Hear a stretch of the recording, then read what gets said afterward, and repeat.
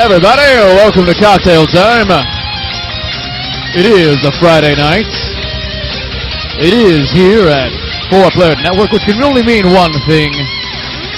That it is time to drink and talk about video games. Everybody, welcome to Cocktail Time. I'm your host, Joseph Christ, here at 4-Player Network, and with me, as per usual, is Chris Davis. How you doing, Chris? I'm doing okay. How about you? Here, gotta fix this little. All my little bits are a little off. There we go. And Bob Webb, how you doing, Bob? I'm doing pretty good. Very good. Very, very good. So I have this thing where I don't shave for Cocktail Time anymore. I think that's. You're getting in my stick, man. That's what I do. Yeah, that's kind of what's happening. Like, so last Friday I didn't shave. Then I shaved on Saturday, and then I didn't shave all week. I just want to see what's gonna happen. I want to see what happens. Probably nothing, because I don't really grow facial hair so well at all. I have that problem as well. It doesn't really have. So the goatee comes in. The goatee, like the top here and the bottom here, kind of comes in. But the sides don't really fill out. So I can do kind of like this devilish goatee sort of thing. But the sides don't really work.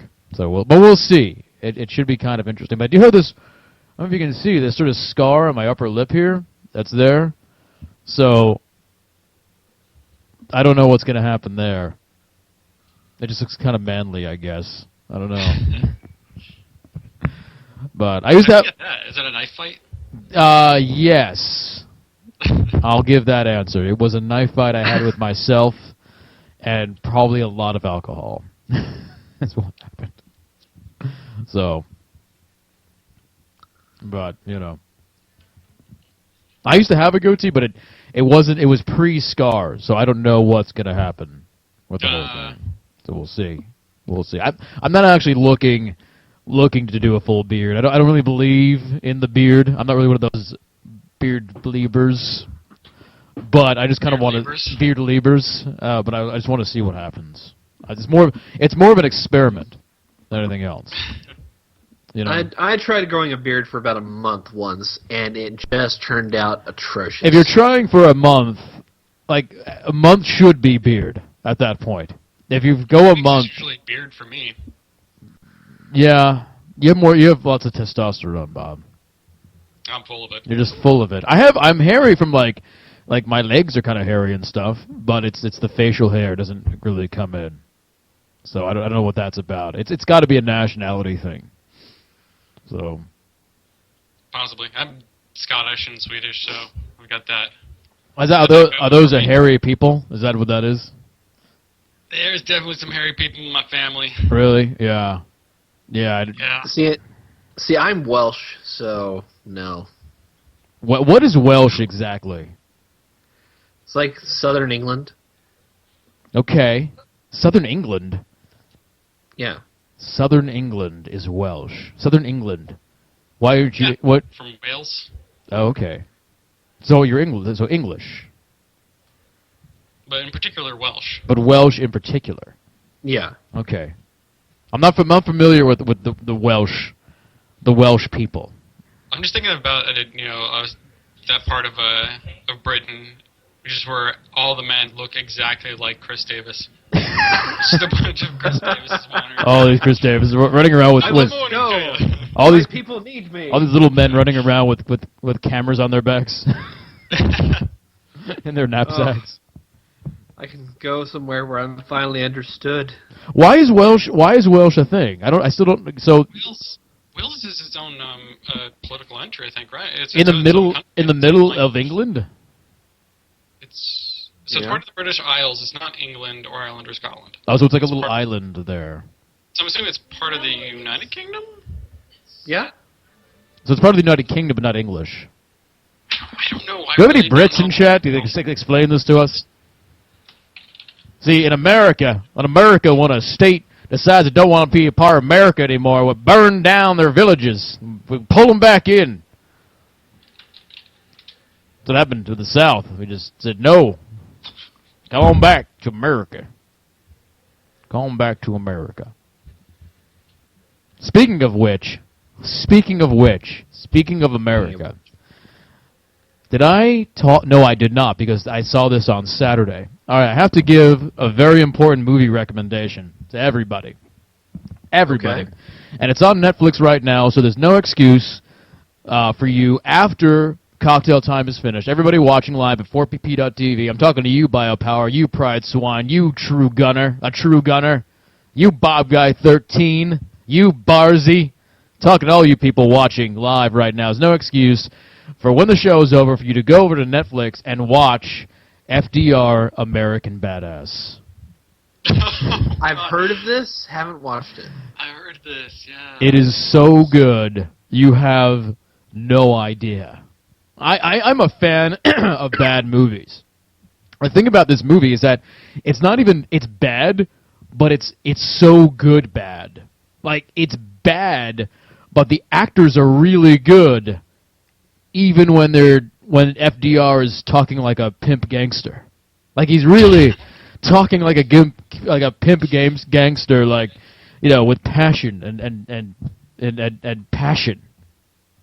You know, it's basically what happens is it follows the life of FDR from before he was president through the election and then through World War II. Except in this movie, he gets bitten by a werewolf, and that's how he gets polio. Okay, and then the werewolves are growing are gaining more power, and then he decides he needs to run and become president. He becomes president, and by the time he becomes president, basically Hitler, Mussolini, and Hirohito are all vampires. I'm sorry, no, are all werewolves. So there's like a werewolf Hitler, and a werewolf Hirohito, and a werewolf Mussolini. And they build this werewolf army to take over the world. And that becomes World War II. It's so good. Amazing. It's so good. You have no idea. And FDR has this tryst with his secretary, and FDR's wife, Eleanor Roosevelt, won't touch his as he calls them, shriveled polio legs. So they have there's this quote-unquote like kind of sex scene in the Oval Office where the secretary is rubbing FDR's polio legs almost until he reaches orgasm, and then she lifts her dress, and from her garter she pulls out bottles of mustard and ketchup and starts spraying them all over Roosevelt's polio legs and rubbing them with the ketchup and licking the ketchup off. And that's where Eleanor Roosevelt walks in and catches them, and they have an argument. It's so good. It's so Sounds good. amazing. And the guy who they have playing FDR looks just like him, does a great job. The guy playing Eisenhower looks just like him. The guy they have playing what's his name? The British guy, Churchill, is really well done. It's so good. It's so That sounds good. amazing. I might have to watch this after we. At one point, FDR gets this wheelchair that has machine guns and rocket launchers on it. And the final scene is not only Roosevelt leading the army to storm the beaches of Normandy, but it's him personally fighting Mussolini, Hirohito, and Hitler on the beaches of Normandy. Because, you know, history. Yeah. It's so good. It's so good. Anyway, I highly recommend it. I watched it one night, and then I watched half of it again the next day because it was so good. That sounds amazing. So there you go. My movie recommendation for this cocktail time. But now it is time for us to do our toast of the week. I'm going to go first. So my toast, so what am I drinking tonight? I have just a little bit of vodka. Not an entire bottle like last week, and some twisted tea, so I'm keeping it kind of sedate.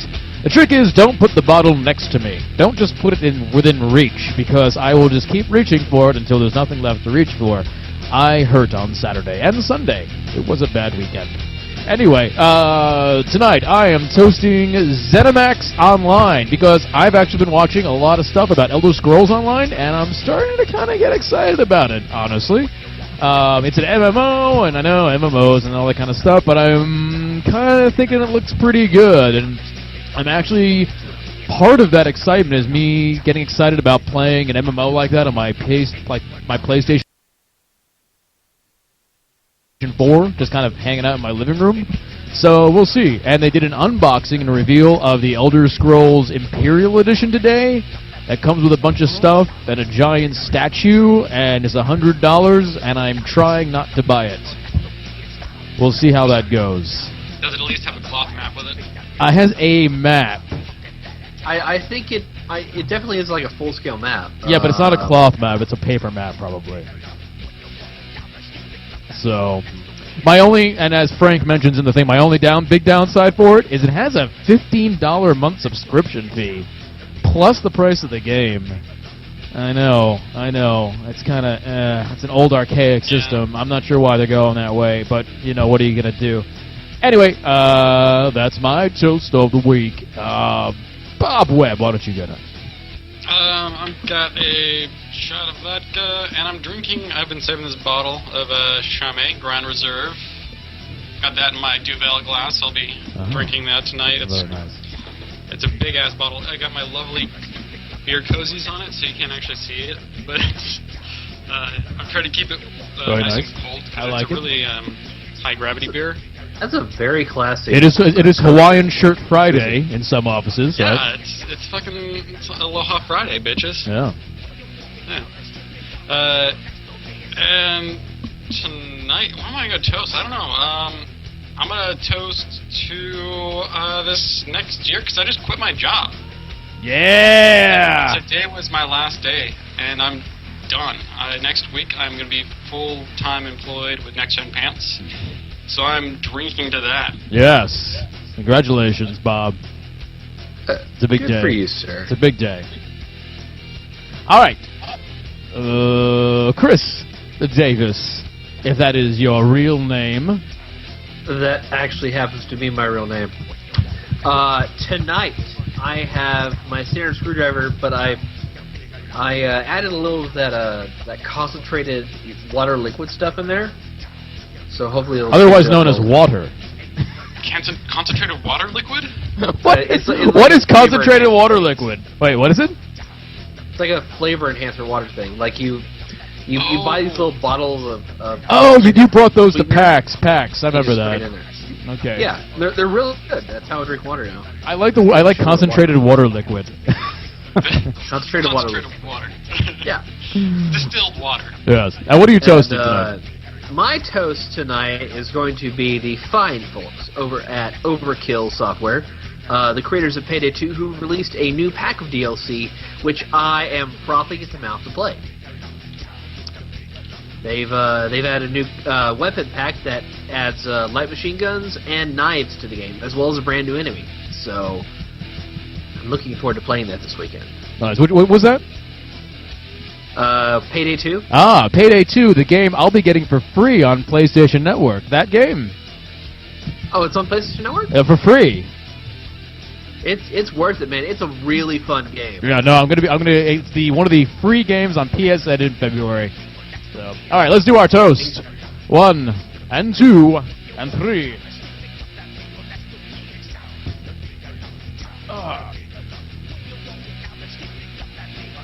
Not bad. All right.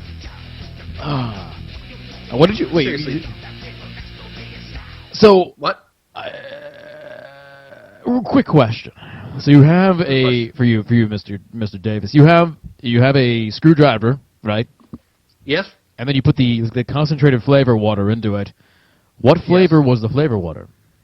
It was like this tropical punch thing. Oh, that's got to be creamy. I bet it gave a creamy sort of. It kind of is, right? yeah, just a tad. Like a little vanilla. Sounds good. Sounds good. So anyway, good. So yeah, Payday 2 is one of the free games. If you're a PlayStation Network subscriber, they have their free games every month. And for the month of February, that's one of the free games. It's that one, and it's for the PS3, though, not for the PS4. And then Outlast for the PS4 is free this month. And Metro Last Light. And Metro Last Light for the PS3. So it's Which is a goddamn fantastic game, and you'll need to play it. It's a really good month for PlayStation subscribers. Really is. This month, I think. Maybe I should end up picking up PS Plus. It's kind of worth it. I mean, think of it this way: you're paying. Let's say the cheapest PlayStation Network subscription is $50 a year, right? And then you're basically getting 2 to 3 games free every month. Each game costing you, $40 to $60 new. It kind of pays for itself in 1 month.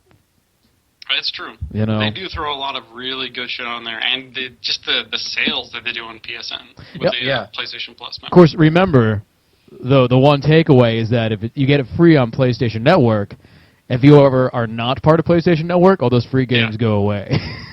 They all go away. So it's kind of an ingenious way to lock you in there. But if you're in it for the long term, I say go for it. So, but yeah, so I'll be playing Payday 2, Payday. Welcome to Payday 2. This month. So you're going to want to play with friends first off. So make sure you play with at least 2 people. I have people who have added me on PlayStation Network, so I will. I'm sure there's some community members who are on PlayStation Network, and I will play with them. And make sure you have a headset because this is very, very team oriented. That's going to be I have. I have the one for PS4. I can probably plug that into my PS3. I do have a problem with my A40s. They're kind of busted. So So here's what's going on. Chris, maybe you can help me out with this. It's not the headphones that are fucked up. It's the voice. And when I speak, you know how when you speak in the A40s you can kind of hear yourself a little bit, and I kind of like that. I like having that vocal feedback. It's from being a singer. I've never had that. Yeah, you hear yourself a little bit in the headphones. No, I never hear myself. It sounds like you have it cross wires. Yeah. No, but that's not. See, I haven't even gotten to the problem yet. I could always hear myself a little bit, and I like that because right now with my setup for cocktail time, I have it set up so I can hear myself in the headphones. And when you're doing a lot of radio and vocal stuff and singing, you want to hear yourself because if you don't, you will actually strain your voice because you'll be speaking louder, just naturally. So it's one of those tricks to sort of modulate yourself. But anyway, the problem is that when I speak now in my headphones, I hear myself, but I hear myself really loud and really overmodulated. It's not like this when I'm talking in my headphones. God. And I don't know if that's what it sounds like on the other end, but I can't play like that. So I don't know what part of my headphones is broken. Is there a way you can turn down the volume in which you don't hear yourself at all? But see, the thing is, I don't know if everybody else hears me overmodulated like that. Yeah, see, what I'm thinking is that you ought to do a test recording on your PC. Yeah, maybe see how that sounds. Maybe I should. But I like hearing myself, though. That's the thing. I need that. I need to hear myself. Narcissistic bastard. I'm a narcissistic bastard. I need to hear myself. No, it's easier. It's easier on my voice if I can hear myself. Ask any radio DJ. Or people who use their voice a lot. There's really a lot to hearing yourself quite a bit. But anyway, so you can't help me. Thank you. I am sorry. Useless. All right, so let's do this. We one game I know we all played a bunch of this week, or even last week. Maybe not this week. It was sometime this weekend. Was Rust.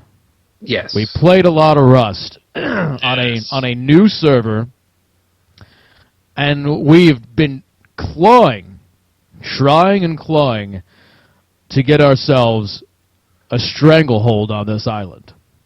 And in our group, there's actually one person missing, Jeff, who is part of our little Rust group. So I'm going to pull Jeff in now, so Jeff can be part of this conversation. Let's see, pull him in. This is where Jeff doesn't answer his phone. Jeff, you there? Let's see. I hope he's not using his... Is he aware that we're pulling him in? Yeah, he's aware. I hope he's not using his laptop or his iPad, because then it just... and it sounds like... Oh, hey, how you guys doing, eh? Hey, you can hear me okay? I was just in the car. I was just in the car. There he is. Hello. Hey! Hey, Jeff. Yeah, I wasn't aware. Hold on a second. Oh, shit! Because it's giving me a delay. Well, you're just delayed on the feed. Can you? So. Can you turn down your radio, please? Yes. So we wanted to talk about Rust with you. Awesome. Because Let's do we have our little foursome here, and we've been trying to get ourselves a stranglehold, and we've been having some issues. I think it's safe to say. Some? Some? Yeah, just a few, you know. Sure. So I'm still there, Joseph. Are you still there? So let's think about this. So what happened basically was, how did this work? Okay. So we had our first night where we could not fucking find each other, because the first night is almost the hardest, because you all just sort of get in and we're all in different places on the island, and we spent hours trying to find each other. It was like, well, follow the sun. Where's the sun now? I don't know. Wait, it's midday. You can't use the sun. Oh, fuck. All right, head toward the coast. Okay, where's the coast? Where's the sun going? Oh, west. Okay, head toward the coast. Then we're on the coast, and then when you saw somebody like, hey, how you doing? Boom, you're dead. And then you get respawned somewhere. And then we're looking, I'm like, I'm on rocks. And then we look at Chris's feed, and he's like, I'm on hills. And we're like, what the fuck is Chris? He's on rocks. I'm on hills. We're both on the fucking beach. What the fuck is going on? So eventually, Chris goes to a high mountain and just makes 2 or 3 fires and stays there. We're like, wait, just stay in one spot and build some fires, and we'll look for that. And in trying to find Chris, for some reason, none of us, for hours, none of us found each other, but we all found the same motherfucker named Banana Pants something, Banana Jimmy. Blue Banana. Blue Banana. None of us found each other, but we all found Blue Banana, who fucking killed us as soon as he saw us. And I remember we were talking over Skype, and I would just hear Jeff go, all right, I don't know where, oh, wait, there's somebody here. Hey, it's okay. Don't you, you son of a bitch. It's fucking garbage. That's all I would hear, and he'd be like, I'm dead. That son of a bitch. And of course, you'd see in the game, you can see when anyone kills anyone else. So Right. then you just see like Blue Banana ended in quality beats. Right, yeah, and then he killed me, and I think the only person he didn't kill was Chris. Yeah. Because I couldn't find anybody. Right. So I had to leave before you guys found each other. So pick it up after I left. So Okay. we eventually found each other. We finally found a common object in the environment that we could actually rally around. What was that object, by the way? It was a couple of large cabins players had built, Okay. and Bob had just walked by it, and I was just looking over it, and so we were able to coordinate ourselves and actually figure out where we were. Oh, I see. Then it took about another half hour for Jeff to get to us. Yep. And by that time, we moved into this valley area called Hacker Valley, I believe, south. And we started building a cabin. What we didn't know was on the other side of Hacker Valley, Blue Banana and friend had established a base. We were in the same fucking valley as Blue Banana and a friend. We were Yeah. imposing Oh my on God. territory and rocking the wrong colors. So we started setting up, and over time we had community members pop up, and we started building a house. And we got it fair size. I think we made several mistakes in building it, in my opinion. Mm-hmm. Yeah. But we built someplace. We thought it was pretty secure. And at about 2 o'clock in the morning, we logged off. Right. And then we found out 12 hours later that we had been raided. And somebody had evidently C4'd a wall, had gotten into the building, raided all our stuff, took all our loot, evidently couldn't get into the back room where I was. Because he didn't have no more C4. See, Yeah. C4 is super hard to get, and that idiot spent, he didn't really get much. Right. We didn't Yeah. really have guns or shit like that, you know what I mean? So we wasted, something that probably takes you literally, either like 5 strong days without dying, or like a month's worth of like saving up. So what you need to do is when you build a base, you need to build it like a castle where you have your hold, and then you have walls that keep on going surrounding it. So to get to your base, to get to your hold where your sleeping bags are, they literally need like 4 C4s or 5 C4s to go through. I think it takes more than one C4 to actually take down a door, a metal door. It takes multiple ones. Yeah. It takes like 3 so you need to do charges. Yeah, you know, like we did like what a wall. They did, yeah. What they did to fuck us over was they put the wall back, and then at our entrance they built a whole other room with a metal door. And since that was password protected, we couldn't get out. Yeah, so we were locked in. They were locked in forever. Forever. It's kind of a smart idea to get us out of that territory, because if we're all in there, we're fucking stuck. We can't get out of there. We're just going to starve to death eventually. Right.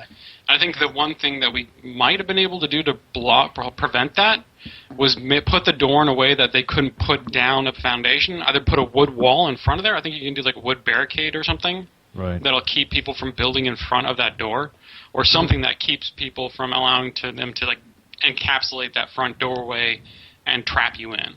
Yeah. See, I think the fundamental flaw we had was that we built the cabin into the hillside. Yeah. So also, even if we would have blocked off the door, they still could have gotten on the roof and just blown up the roof. And so They could have gotten in. something they're going to be adding in one of the later updates is the ability for owners of a structure to easily delete parts of their building. That would be nice. So when you leave, you can just you can rebuild the wall where you were, or the multiple walls, and then when you come back, just delete them and then build yourself back in again. You know. So have no doors at all. Almost no doors at all. You know, or be just for convenience sake. But your outer walls can be solid at that point. Yeah. You know, if you want to. But so you guys, so you're all killed, and you're either killed or entrapped. I remember. Yeah. You know, I was looking for your stuff, and so it was. You know, it was a lost cause at that point. Yeah. So I didn't even bother. Yeah, so I started wandering around, and I was like, okay, well, I'm just going to wander around. And so what people have to realize is this particular server, I was on this server already, and then the server got wiped through an update, and then we all came on and did something else. But before the server wipe, I had a nice little area over by Resource Valley. You still do. Well, we should bleep that out when this podcast goes in. I have this Dude, I'm still alive. I have this. I have this great place at. You know. So I was actually just walking around, and all of a sudden I realized I saw something I had seen before, which is small rad town. I was like, oh my god, this is where I used to be. So I found my area where I was before, and no one had taken it over yet. So I said, okay, I'm going to build stuff here.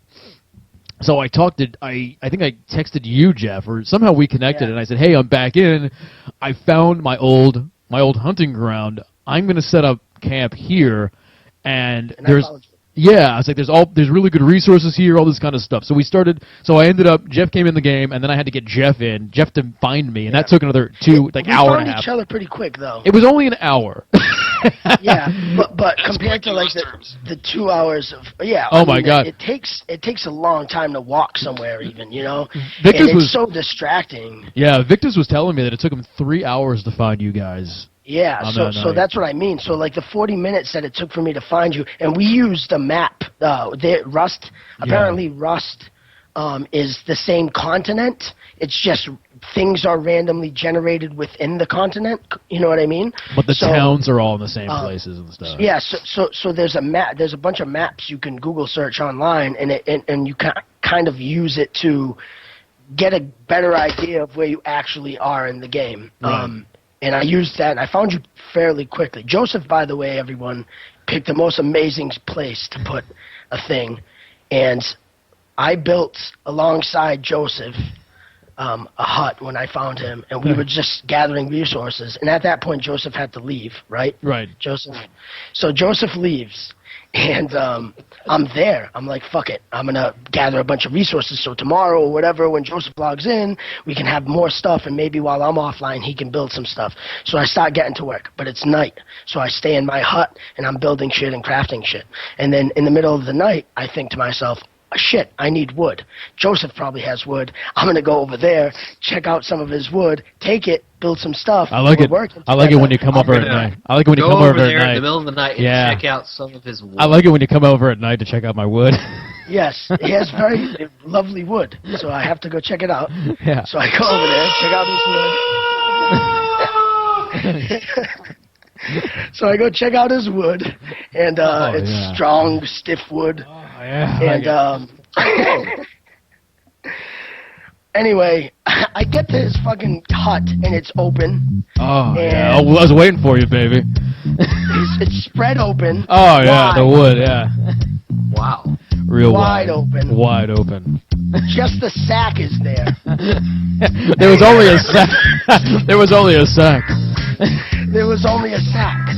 But it was empty. No Joseph to be found. That's true. No Joseph at all. And Joseph's beloved M16 was missing. No, M4, my M4. So that was M4. I forgot that part of it. So I spawned in, and I basically spawned in as a caveman, and I went to small rad town, and the first fucking box I went in was an M4 and fucking ammo, and I was like, holy shit. Like, oh, this is like so good. And yeah, and that's like the only thing they took was my fucking gun. And I never even got to kill anybody with it. It's very sad. Yeah. I'm still at that spot, though, Joseph. I'm day 8, maybe day 9. I've been alive. Listen, this is what Rust has become, okay? I wake up at 7 o'clock in the morning. The first thing I do is log into Rust to make sure I'm still alive. Really? Then I log out and tend to my morning. As soon as I get home from work, I fucking log into Rust to see if I'm still alive. You know what I mean? Oh my like, God. I'm constantly checking. I'm like, wow, no one's found me. And I found this great way to fortify my hut by putting spiked walls, and it's worked, man. Nobody can blow up the hut. I have it pretty fortified. Like, I found a trick where I got it in a perfect place where you can't get up to the wall to put C4 on it because you would have to destroy the spiked wall first. Can you C4 the spiked wall? Yeah, but then you don't want to waste C4 on the spiked wall. I see. People just think it's just not worth it. And 10 minutes to do that. That's terrifying, by the way. Has anybody gone out to go raiding? Because I did while we were in this location, Joseph. I have. So after you left, after you left, and I found your hut broken into, you only had a wood door on it. So I was like, "Fuck, Joseph!" And like, they only took the gun. They knew, they must have seen you and like scouted you out and like only went there for the gun. They didn't give a shit about anything, and you had a lot of stuff in there. Yeah. So they only cared about the gun. Oh my God, that's true. They probably saw me running around and fucking watched where I went and just, that's like what happens in real life. People see you just walking around like, oh, that guy's got a good laptop. I'm going to follow him and see where he goes and then find my opportune time to bust in and grab it. Oh, it's so true to life. Yeah. Yeah, it's awesome. So I fortify the place up. I build closer to Joseph because I was disturbed about how I didn't hear anybody hacking away at your door because it takes like 4 minutes with a hatchet, you know. And I realized that you can't, I think it was Victus or one of the guys from the server. He had stopped in, he had found me and stuff, and I was like, hey, Stan, tell me when you can, stop when you can't hear the hatchet anymore. And I found a distance at which you can hear it. We were just outside of it. So I was like, fuck, I got to build closer to Joseph so if anybody's hacking away at him, I can hear it still. And then I did. I fortified your hut, and I grabbed metals and made guns and a whole bunch of shit, but then your hut somehow got broken into again. Yeah. And now it's gone. There's nothing. No bag, no nothing. So is my sleeping bag gone? Yeah, it wasn't for a while. I think like only 2 days ago someone fucking hacked away at your sleeping bag. They decay. It decays over time. Oh, does it? You have to have around for it. It'll decay. Okay, so that means I basically am going to spawn randomly and I got to find you again. Yeah. You know exactly where I am, though. I do. Perfect, dude. It's the best place I've ever seen. So when I come back in, I'll find you and we'll keep building up, and not too fast, just right. And then we'll...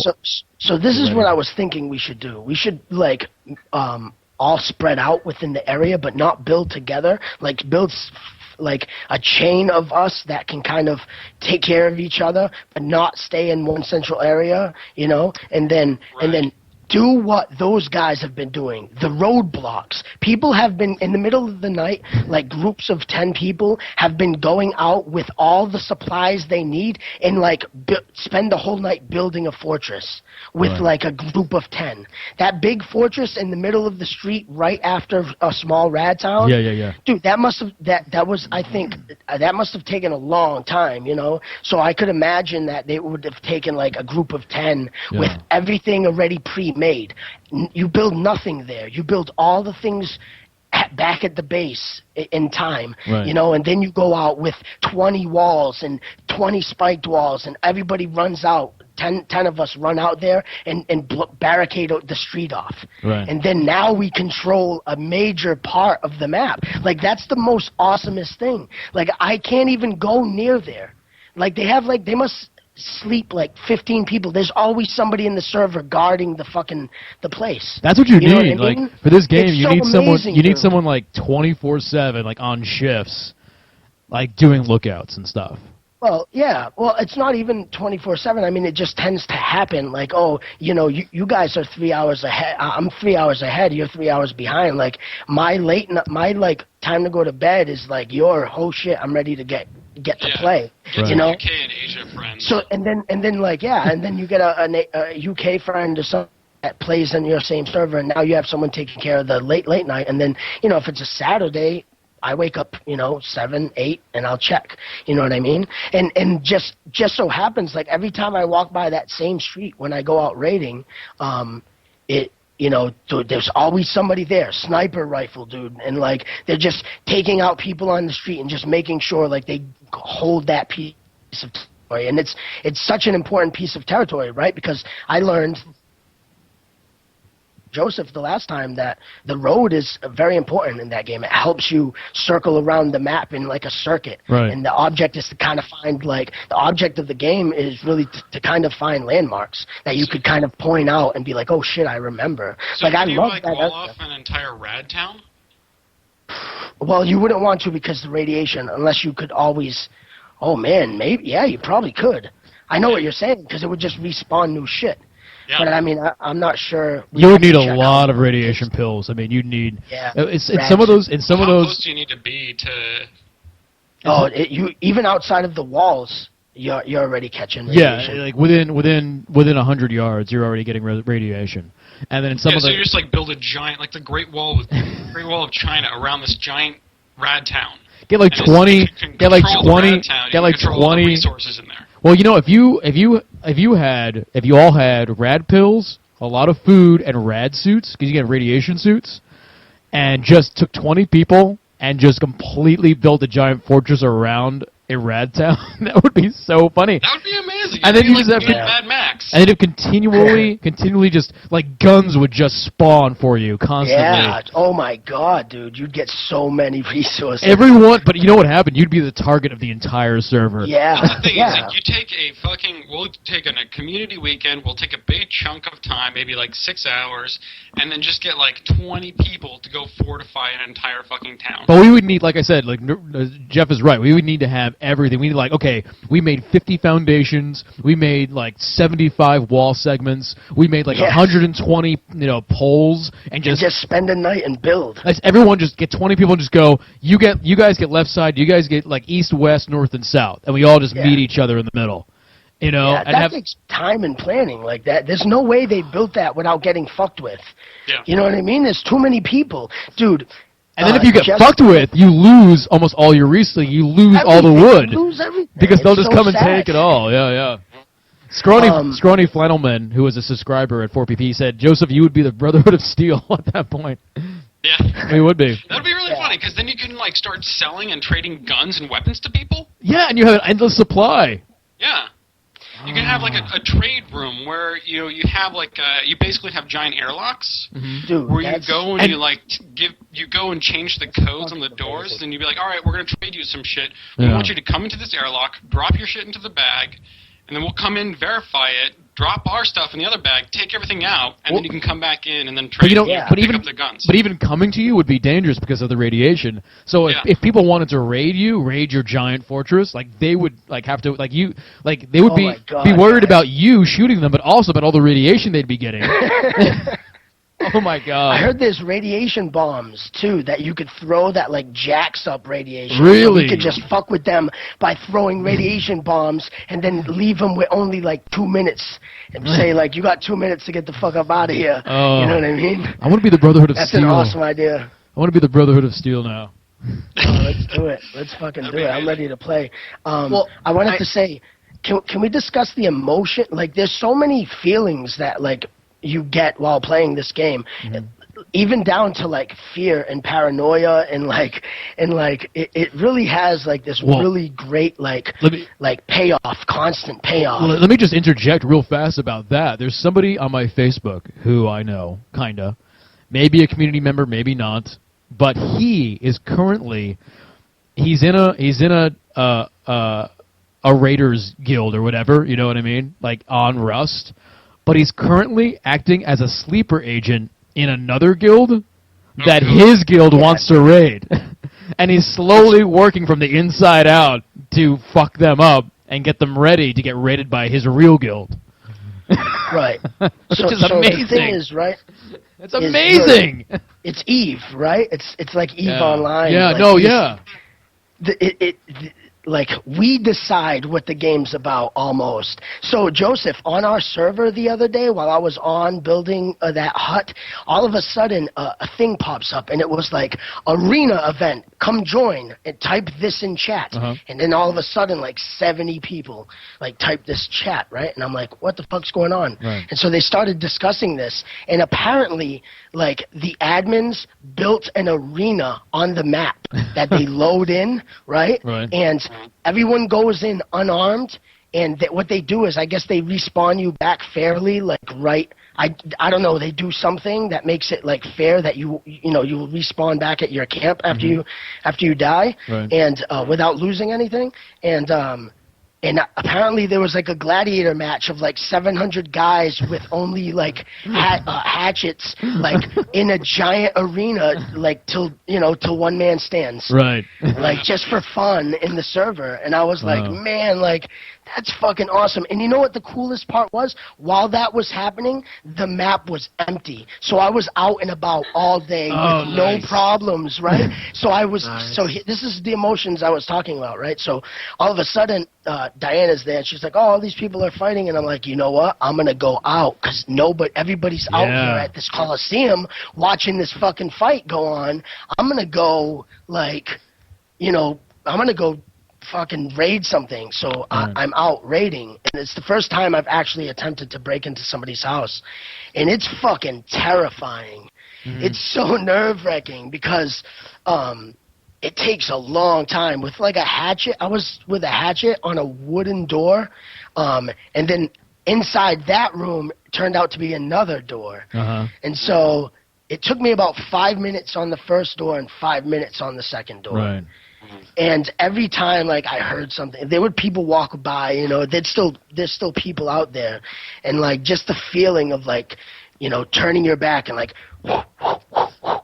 hacking away and then, like, stopping, listening, making sure you don't hear no footsteps. Like, it's fucking tense. You know what you should do? So good. Tell when we were on the server together, tell the story about you finding somebody's house open. And then him waking up. Oh my God, dude, this is the best. Can I have that beer, babes? Hold on a second, guys. I put beers in the fridge. Can you get them for me? So this all happened while I was trying to get Jeff to where I was on the server, and I heard it going on over Skype. But so I'm on the way to find Joseph, and I stumble on this hut, like a two foundation hut, and the fucking door is wide open, and there's mad shit in there. There's like everything, 2 storage boxes, like it looks like a well-designed hut, So I'm like, what the hell? And I walk in, and it looked like someone accidentally logged out or had a power surge or something. Like, the dude was just sleeping there. He left his door open. So I start rummaging through his shit. I take guns. I start taking all this stuff. I'm like, oh, shit. Like, this dude, I forgot to kill him, right? And I'm on Skype with Joseph. I tell Joseph, like, hey, the dude's just laying here. And Joseph's like, oh, shit, hit him in the head with a rock. And I'm like, oh, what? You could kill him. He's like, yeah, you could kill him with a rock. I fucking turn around, and the dude's standing up. He's staring right at me, right? And I have a fucking rock in my hand. And he goes, oh no, dude, what are you doing? What are you doing in my house? What are you doing in my house? And he freaks out with such actual emotion in his voice. I start fucking laughing. I start bashing his fucking head in with a rock. You know what I mean? Because I'm in his fucking house. But, dude, you had to hear. He was terrified. Like, I felt like an actual robber. And Diana starts laughing because she's like, she's fucking nuts. She thought it was hilarious that, like, you know, all of a sudden I turn around and it was like, oh, shit. Like, the dude was standing there, you know? And, like, he instantly hit V to talk. And he was like, dude, what are you doing in my house? What the fuck are you doing in my house? Like, he started freaking out, you know what I mean? I just started hitting him with a rock. I killed him. And I took all his shit. But, it was fucking, dude, you had to hear, like, he gave me an exact, like, he gave me the raw emotion of, like, what it was like if someone broke into your house and you woke up in the middle of the night and, like, turned the light on. You just bumped into the robber and he just stares at you. You know what I mean? Like, imagine what you would say and, like, how real it would be. Right. You know, like, how emotionally real it would be in your voice, the tone of it. Right. Like, that's exactly how he sounded, right? He sounded so, like, terrified and, like, afraid and, like, angry all in once. You know what I mean? It was so funny. It's the game's amazing for the price and all the stuff that's gonna come, guys. Like what did I hear? I heard about traps. Pretty soon there's gonna be floor panels where if you dig, it leaves like spikes that like if someone steps in, they could just step in and like fall right through a fucking spike trap and like die, you know, in a spike pit. Like that kind of stuff, and it only allowing you and your friends, just like that doors, you'd passcode them, you know what I mean? Like, that's awesome. Like, that's going to make things, think about what the game will become. Like, it'll also become a puzzle platformer when you're trying to break into someone's hut. Yeah. You know, because now you're like, well, fuck. You know what I mean? There's like, I got to pay attention to the floor panels, time, you don't know when someone's logging in on the server. Like, it's like Dungeon Keeper at some point, you know, like a Dungeon Keeper game, you know? Yeah. People are going to build like amazing. People are going to build, oh my god, you know what people can do? People can build like big dungeon-esque things that have traps you have to get through their treasure and stuff. Like, that could be kind of amazing. Joseph, I've heard about dungeons already. I've heard people, they build a trap, like it looks like a place, they place like in a gully, they wall a section off with large walls, and they place what's it called, a safe, like a supply crate, a big supply crate, a bunch of them in this gully, right? And like, I fell victim to one. You're walking along the road and you see a spot with like 3 supply crates and you're like, what the hell? And like, once you jump down, there's no way to get out. That's it. You're done. You know what I mean? So then you're just stuck there. And I tried like for 15 minutes to get out and I'm like, motherfucker. Like, and you know what the best part is? There was somehow on the opposite side of the wall, I couldn't see it, but there must have been like some type of like stairs, because there's a door in the middle of the wall, like way up high, that's unreachable. That looks like they could jump down to go get our stuff after we die. Oh, that's all. I've seen. So it's a trap. I've seen hunting trap. Yeah, I've seen pit traps people make with spiked walls inside of a square type of thing, and so people can go up and go, oh, what's down here, and they just end up falling down and they just die. And then there's a little door, and people just go and check the bag, and they go and check the bag. It's like a Venus flytrap for people. Yeah. Yeah. Yeah, exactly. And prisons too. Like, someone will find somebody in a hut, right? Mm-hmm. the intent I heard from a couple of people is like if they allow us to make paper eventually, we'll be able to leave notes for people and like actually type in notes, and you'd be able to leave notes, and because people already have gone into somebody's house, taken out their front door, and then lock them in with their own front door and take away their C4, so they have no way to escape the hut. And they were like, well, wouldn't it be great if we could leave a note on that person, take all their stuff and just leave a note, and be kind of like Saw, like, hey, we're going to come here at 12:30, make sure you log in at 12:30, and we'll come here and we're going to ask you 3 questions. If you can answer one of the 3 questions right, you'll survive, we'll open the door. Like, just that kind of like emergent gameplay story type stuff is like fucking awesome. And we talked about this last week about, I think we did, but how this, like, people are just hungry for this sort of emergent gameplay, and that's why games like, you know, Rust and games like DayZ sell 1 million copies while they're still in alpha, and why games like EVE Online, which like on its face is kind of a dull game until you get into the society of it, are so popular. You know. Yeah, it's the people that really make the game. Like I brought up last week, Ultima Online was very much like that, where it's just kind of a open world, blank slate game where you could fucking do whatever you want. Yeah. I knew a guy that ran a bar. Well, like Star Wars Galaxies was like that. Star Wars Galaxies was another kind of emerging gameplay game that was very popular for its time, where people just were musicians, or they just sold wind to people to craft things, or people had stores and they sold blasters because they crafted them themselves, and that's what they did. It was just kind of amazing. So, yeah, that's what I say. People are just hungry for that kind of thing. I am too, but I kind of don't want to play Rust right now in its current state. I kind of just don't want to play it because I've had a couple bad experiences in the past few days of playing it. I'll tell you what, it's definitely, you have to be prepared for loss. Not only because it's just a difficult game and people are monsters, but basically, I mean, with the updates, there's a lot of server wipes. So you and 5 friends will get together, spend a month building this giant fortress, and then overnight it'll be gone.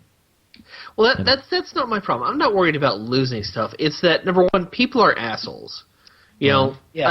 I swear to God, in 1 2-hour play period, I was killed 7 times as a new spawn. I wasn't even able to get any fucking wood before a guy would run up to me with an M4 no, it's true. and just shoot me down. Listen, for no reason whatsoever. I was going through that myself, and then it's all about chance, though. Because I was going through that and I was getting really frustrated. And then I spoke about this last week, where then it was a new life, and I was like, fuck it, I'm just going to go in this town, and I raided the town, and there was no one there, and I found my first gun. And I was like, oh, shit. Yeah. And that's when the game really, I started to be able to do stuff, But I get your pain. It can definitely empower people, but if you're just starting out, you're fucked, Yep. And I think the biggest problem comes from the fact that, and they're trying to fix this. If you look at their planned patch notes for Rust on Trello, you can tell that they want to fix this. It's the resource spawning, because what people will do is that they will, in the current state of the game, all the resources, they're not dynamic. They're preset static areas in which these resources will spawn. Right. Yeah, and that when we were playing. There are gigantic swaths of land out there. That'd be perfect for setting up a base or just a bunch of things, and nothing spawns out there ever. Right.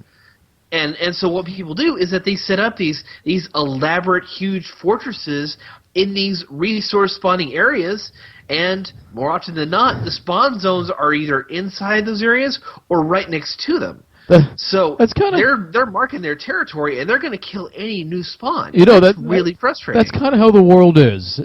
I mean, when you think about it, the strong civilizations set up in the areas where there's lots of resources, keep those away from the areas where there's no resources, and kill anyone who's going to try to get those resources. That's kind of how it works in the real world. Yeah, but when it's only making use of like 15-20% of the map, no, I know. That's really fucking annoying, especially when that's where you spawn. Yeah. No, I get you. I mean, there was a valley called Resource Valley. Yeah. So, I get you. I totally get you. I mean, there's swaths of areas up north that I've never been in. I don't even know what's up there. A lot of we need to take a group of people and get a bunch of food and weapons and just sort of explore these nether regions of the map, just kind of see what's in those areas. be kind of interesting. They just Chris, I think you need to do like what I'm doing is I only log in to check in and like maybe gather a thing or two or make another spiked wall just in case, and then I log out and I don't venture off from my camp. If I log in and I'm alone and like I don't have Joseph or you or anybody to play with, I typically stay off the server and just hide away. You know what I mean? And because I'm afraid, not afraid, but you know, I have more opportunity to have someone watching my back and strength in numbers kind of thing where I think it's the kind of game where if you dump time into it like solo by yourself, I can understand your frustration where it's like I wouldn't want to play either. Because when I first got Rust, and I got it like a week before these guys, like I didn't really like it. Like I thought I knew I needed to play with friends, which is what I was waiting for. Which is why I gifted it, right? Because I wanted friends to play with. But, like, single-player-wise, yeah, it's tough. It's a pain in the fucking ass, and it's very frustrating.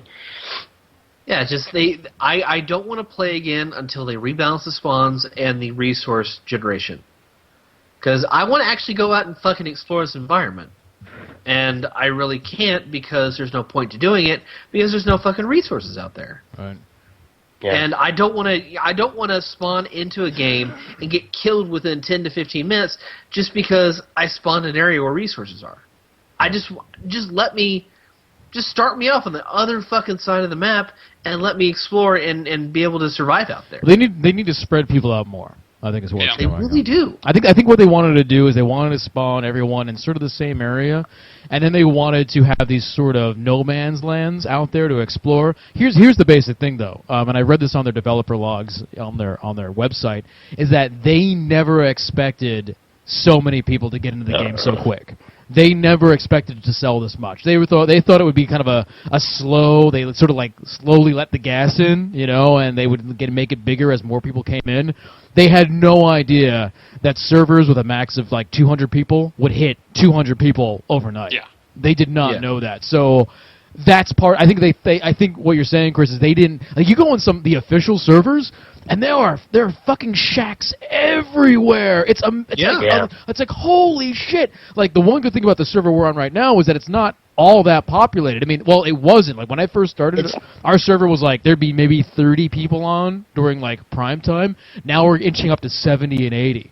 But there's some servers where it's like there's 130 people on all the time, and there are just empty shacks and shacks everywhere, like on the road, on mountains, like everywhere. It's like holy shit, and and on those servers, there's almost no resources because as soon as something pops up, someone's grabbing it. You know, and those servers are crazy. So you know what's cool about those servers, Joseph, is the world is different when you play on those servers, right? Like sure.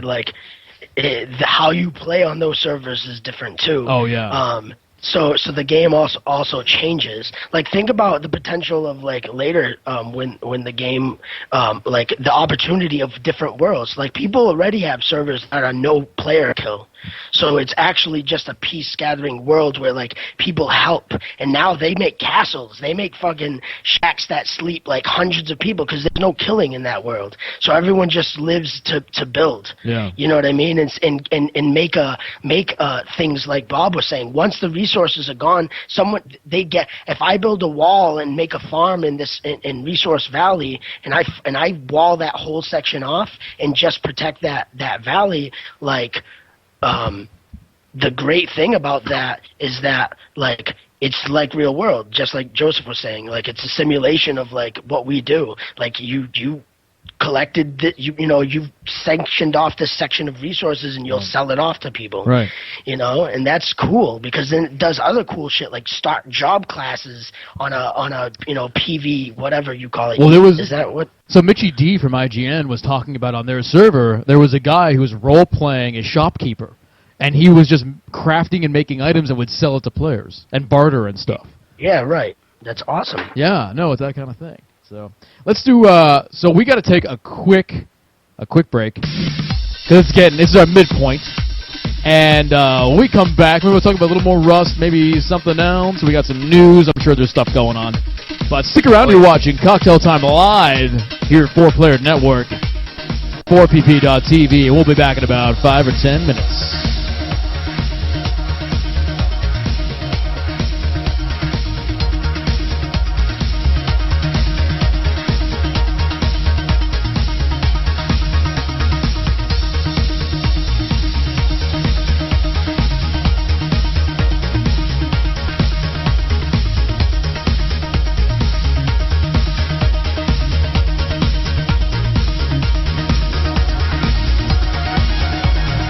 Rated M for mature.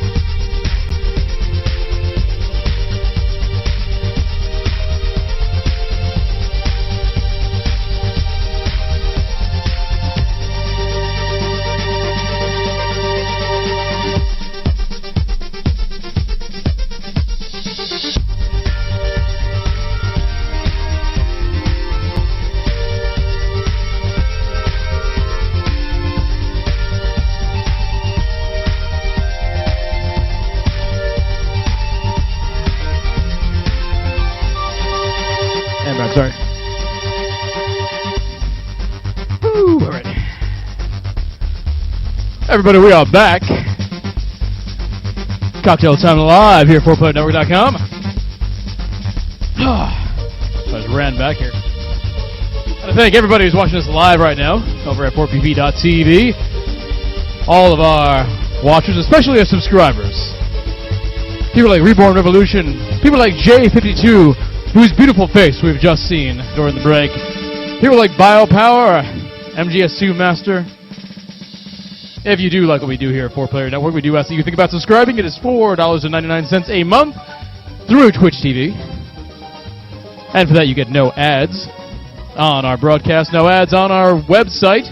You get exclusive content like our dinner times and top fives, and you get pre-release content? You get stuff earlier? What is the technical name for that? Early release? Early release content, like our reviews and all that kind of good stuff. So we want to thank all our subscribers, but we love everyone who is watching us live every night on Friday and all that kind of good stuff. All right. Do we want to talk about Rust anymore, or is there anything else we want to go over? No, I think I've said my piece. Okay.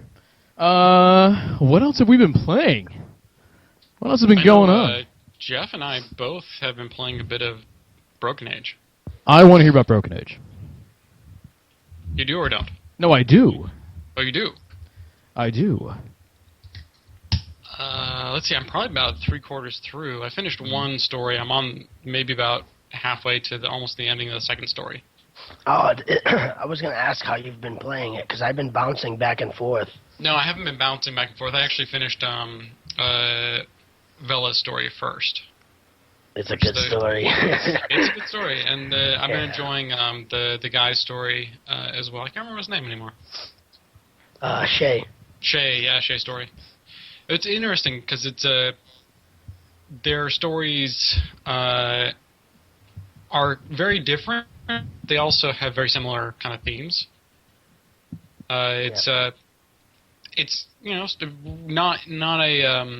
a very obtuse point and click adventure where you have like different verbs that you use. It's very kind of you just click on stuff and just it automatically does whatever you really want there. Yeah, it's very simple. Like, it's simplified. It's very simple.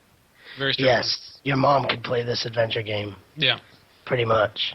Yeah, and the puzzles aren't very obtuse or anything like that. I mean, No. you still need to use whatever item you're trying to use with whatever object you're interacting with. And the puzzles aren't terribly difficult. I love them, though. Yeah, I love them. The voice acting and the comedy, I think, is spot on. It's, you know what I love about it? It now, like, I follow Tim Schafer on, like, Twitter, and, like, he tweets a lot about his kids and stuff, and this feels like Tim Schafer making a game for his kids. And I love that kind of, you know what I mean? Like, it made me like this game so much more. I realized how, like, lighthearted it was. I was like, wow, like, this is really kid-safe, and it's still funny, and it's still, like, pretty. And, you know, and it so often reminds me of, like, Monkey Island, you know? So, you like point-and-click adventures, Joseph? Well, obviously, I've seen you play a bunch of them. Well, that doesn't mean I like them. Let's be careful how we designate. Phantasmagoria was a great series. I love the Phantasmagoria games. The first one just because of the sheer silliness of it, and the second one because of Monique Parent with really short, punky hair. Just did it for me throughout the entire thing. So that's the only reason. And plus the main character Bob. Phantasmagoria 2, which was quite good. I enjoyed playing. I like those games. I like them in a way.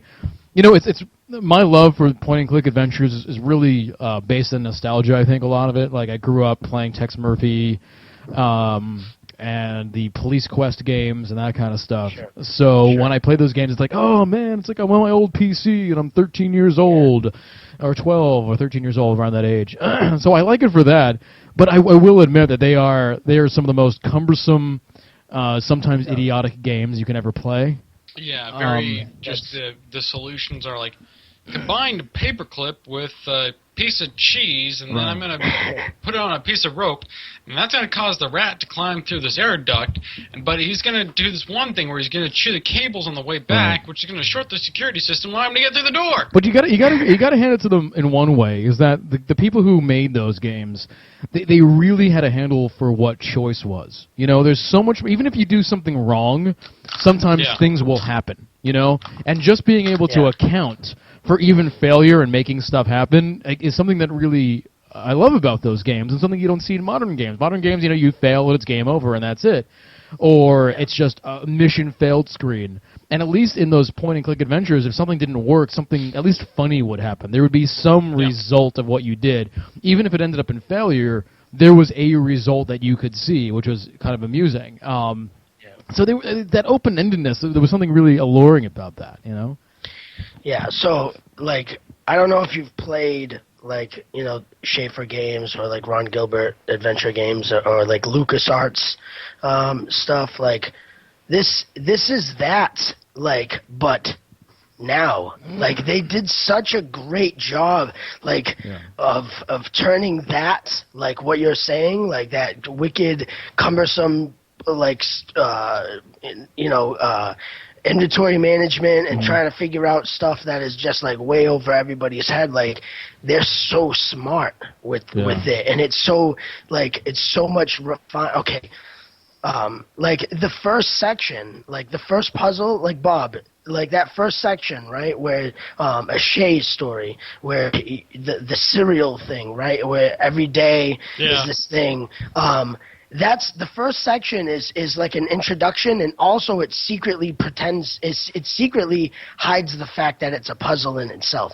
Right. You know what I mean? And it's so brilliantly done, Joseph. It was very well done. Because it's in Shay is the story behind Shay is that he's trapped on a spaceship, that the AI is tending to his every need, and it's basically like it's a mother AI, and it's mothering him to death. Mm-hmm.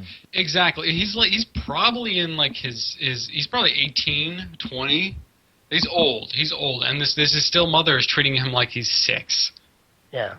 And it's just the routine, like through the day, every day it's the same fucking thing. Like there's a mission, you know, you need to go save these people from attack, and you go there, and you go into it's a kind of a different part of the ship, and there's one survivor of the attack, and he says, "Oh, well, what was the attack?" He's like, "It's a hug attack!" And then all these other little things come on, and they start hugging you. I love that. It's ridiculous. I love it though. Who's hugging that who? Moment, but who's hugging who? I don't get it. Okay, so the little there's like stuffed animal creature things. Oh, I see. Okay. That like they're your friends on this ship. Right. You know, so they show up everywhere. Like there's like, what do you want to do today, honey? Well, there's an avalanche. There's people trapped in an avalanche, and then when you get there, it's an ice cream avalanche, and those cute puffy things are stuck in the ice cream, and they're like, "Oh no, how are you gonna get us out? You're gonna have to eat the ice cream." You know what I mean? And like, it's so cute. Like that, I have a kid, you know what I mean? Like, I have a stepdaughter, Lexi, and I instantly wanted to be like, I'm going to start a save with her. Like, I want to tell her, like, sit down, we're going to watch something, you know, and just, like, have her choose. Like, I'll read and have her choose and, like, see, like, just have her enjoy it in that sense, because I feel like it's so, like, palatable for kids, too, you know, and that's awesome. That's really, really awesome. But super enjoyable. Like, back and forth. Like when I get stuck or I get tired of the aesthetic for a second in Shay's story, I move over to what's her name, Bella? Bella. Yeah, I move over to Bella's story, and her story that really grabbed me, and I was like, oh man, like this is really good. Like this story, I love this story, you know. So it's cool. I like it a lot. I'm not sure. It's hard, Joseph, because I don't know if it's your kind of game. It might be too soft for you. I don't know. It might be like plushy. Are you into plushies? Can you have one and cuddle with it? Or is that not your thing? I'm okay with plushies. I'm a man of many extremes. I don't know. After what you were like linking in the chat the other day, I think I might try to fuck the. Listen, they were very well drawn. Just My into Little the actual use of plushies. They were very well drawn. My Little Ponies getting fucked in the cowgirl position, and I don't, they were very colorful and jovial, like plushies. Maybe not like exactly like plushies, but I mean they were, Well, you were linking this during subscriber night. Right. Nick was getting push updates on his phone. Correct. Yeah. Yes. That's part of why I was doing it. Does he always, so no matter where he is, will Nick get push updates on HipChat? Yes. Oh, Yes. oh, really? So no matter what he's doing, I can just send him. You should abuse this. I'm thinking about abusing this.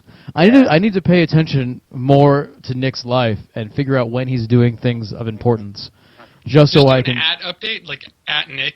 Right? Yeah, and just send him crazy shit. You did. Was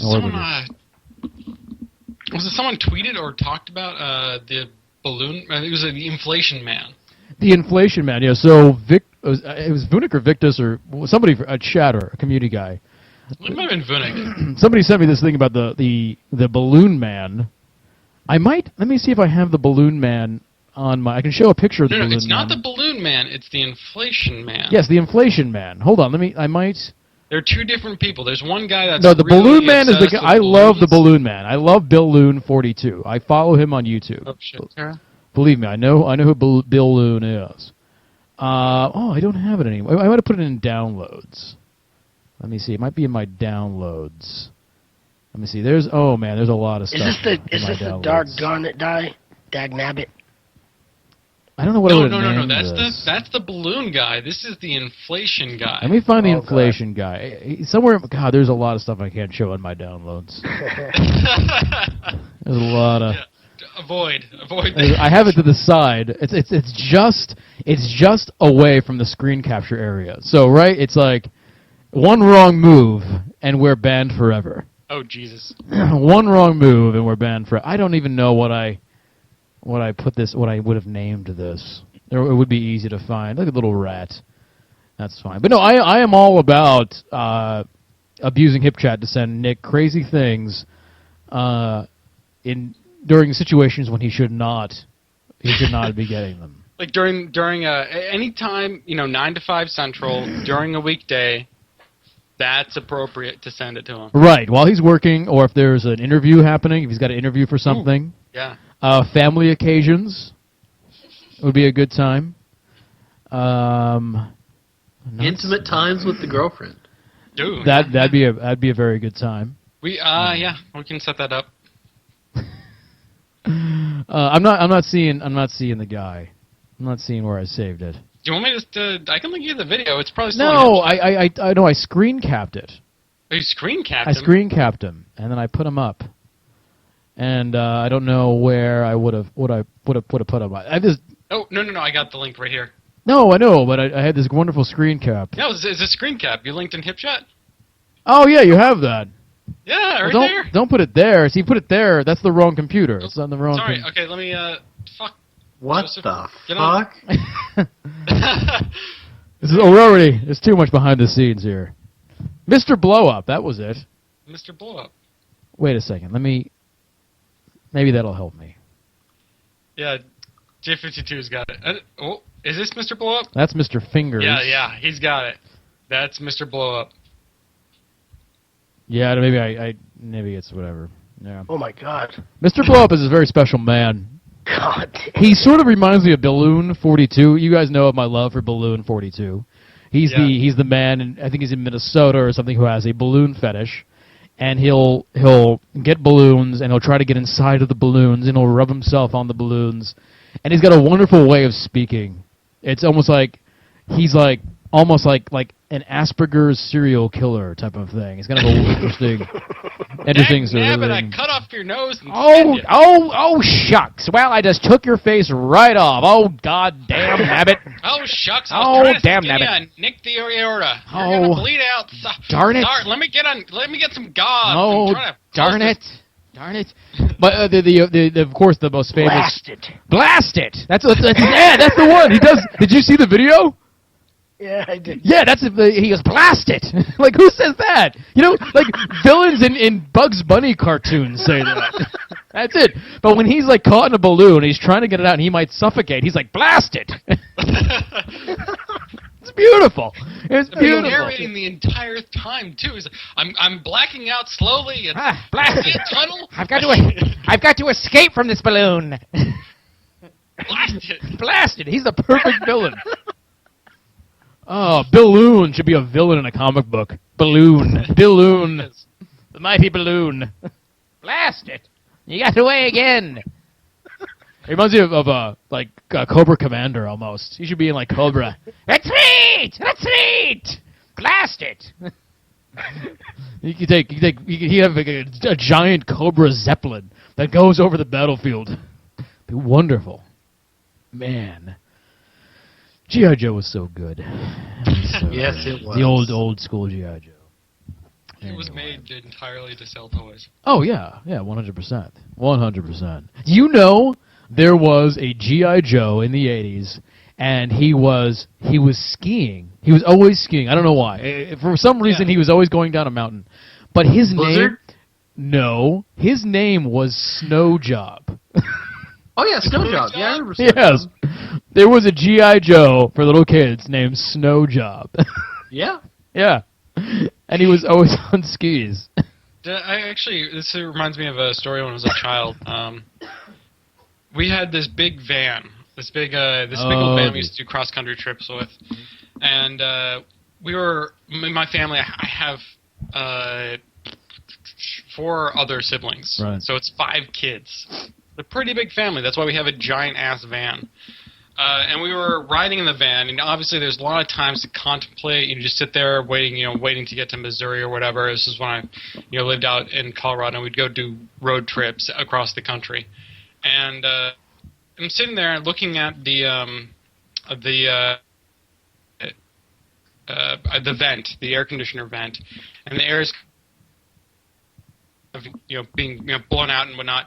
And that's the age where I was probably around 4 or 5 years old, where you really kind of don't know how things work. Right. So in my head, I'm thinking like, there's little, it's like, there's little people that are blowing the air through there, and they must have a job to blow the air. How old were you when you thought this? I was like 4. Okay. So then I go, so they have a blowjob. I was like, well, that sounds strangely familiar because I have an older brother who's like 4 or 5 years older than me. So you heard blowjob. I just out of the middle of fucking nowhere, I just kind of perk up and ask my parents, "What's a blowjob?"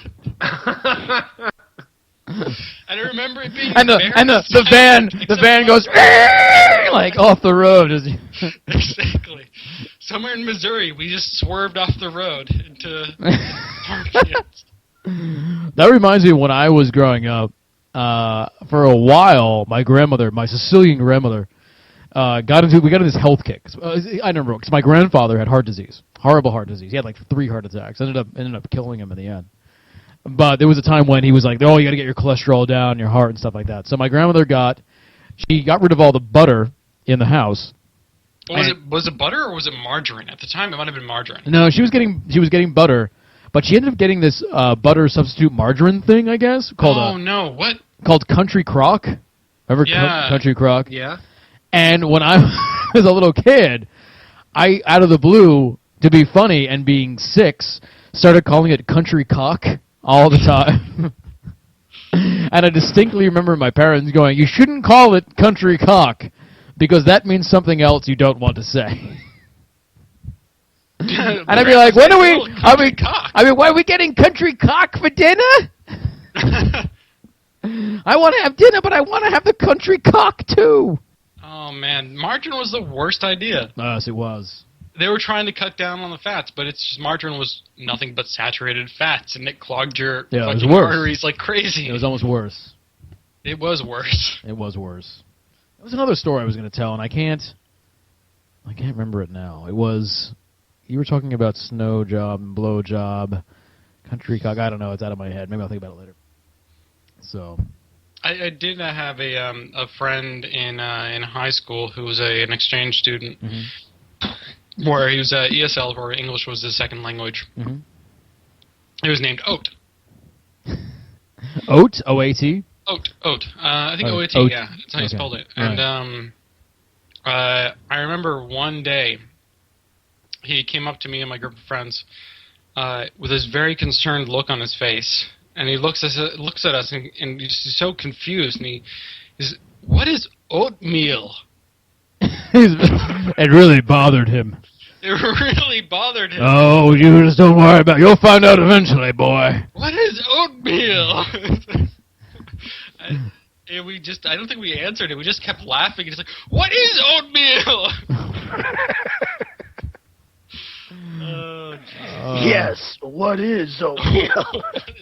it's like Soylent. Have you heard of Soylent Green? Yeah. Mm. I remember what I was going to say. So, I don't know if it was really relevant, though. It was one of the... I don't know if it was really relevant. Oh, yeah, it's kind of relevant. So you were talking about things you believe when you were a little kid, right?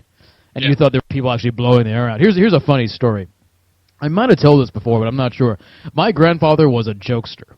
He was kind of a joke. He was kind of like I'm a bit of a jokester. Like I'm nothing like I pale in comparison to the joking my grandfather did. Like in the 1950s, he would dress up for Halloween as who was the female singer who wore the big fruit in her hair?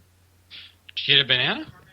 Carmen Miranda. Like he would one year he dress as drag as Carmen Miranda in the 50s. So it's kind of unheard of, you know? So he was one of those guys. That's progressive. He was very progressive, you know what I mean? But he was just a jokester, and he was very funny, and he liked just doing whatever. And I remember when I was really, really young, there was White Castles on the East Coast. And White Castle is amazing. If anyone has not ever been to White Castle, and you are unfortunate enough to live all the way out in the West, you are missing out. Because White Castle is really good. They're little tiny hamburgers, and you order 9 of them, you know? And they're actually really, really good meat. I think they use good stuff, you know. But anyway, we went to White Castle once, and there were all these black people working there, or African Americans, whatever you like to say. And I was really young. I was I was maybe 8, and I go to my grandfather and I go, "Grandpa, why are there all black people working here?" And he goes, "Well, when the founder of White Castle died, he put in his will that only black people could work at White Castle because he wanted to make sure that minorities always had a job." And I went, "Oh, that's really nice of him."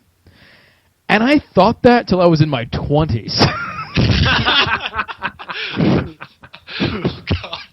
Because Took that long? because no one ever told me otherwise, and I didn't know. And I remember, I was in college, and I was going, they were talking about White Castle. I'm like, yeah, well, the founder of White Castle, when he died, he put in his will that only black people could work at White Castle. You're writing a dissertation? Yeah, for my master's degree. And I'm like, and it has been written that the founder of White Castle wrote in his will that only black people could work at White Castle. That's so fucking racist.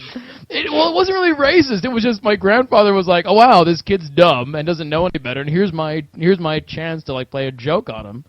And I just thought that, I thought, wow, well, here's a founder who wanted to make sure that there was always a job for minorities somewhere or something. You know what I mean? I don't know.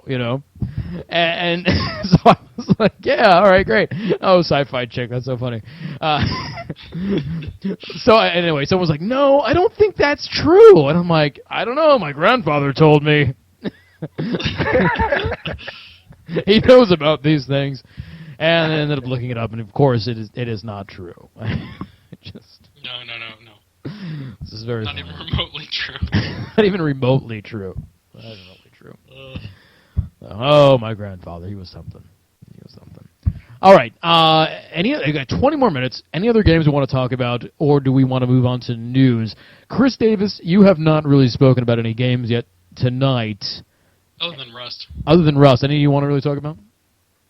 Really, I've just been keeping to my standard 3 games at this point, just Payday and I guess Rust and the Civ 5. That's about it. That's all I'm really playing. Same old. But I will be starting to play a lot of Battlefield this coming month, so which is part of our news, which we need to talk about. Okay, well, let us get into our news. Get it away, Mr. Chris Davis. Okay, well, might as well start with Battlefield. So, as we all know, Battlefield has been a little bit more than just fucked up. Mm-hmm. And DICE has been doing their best to actually, update it and make it better.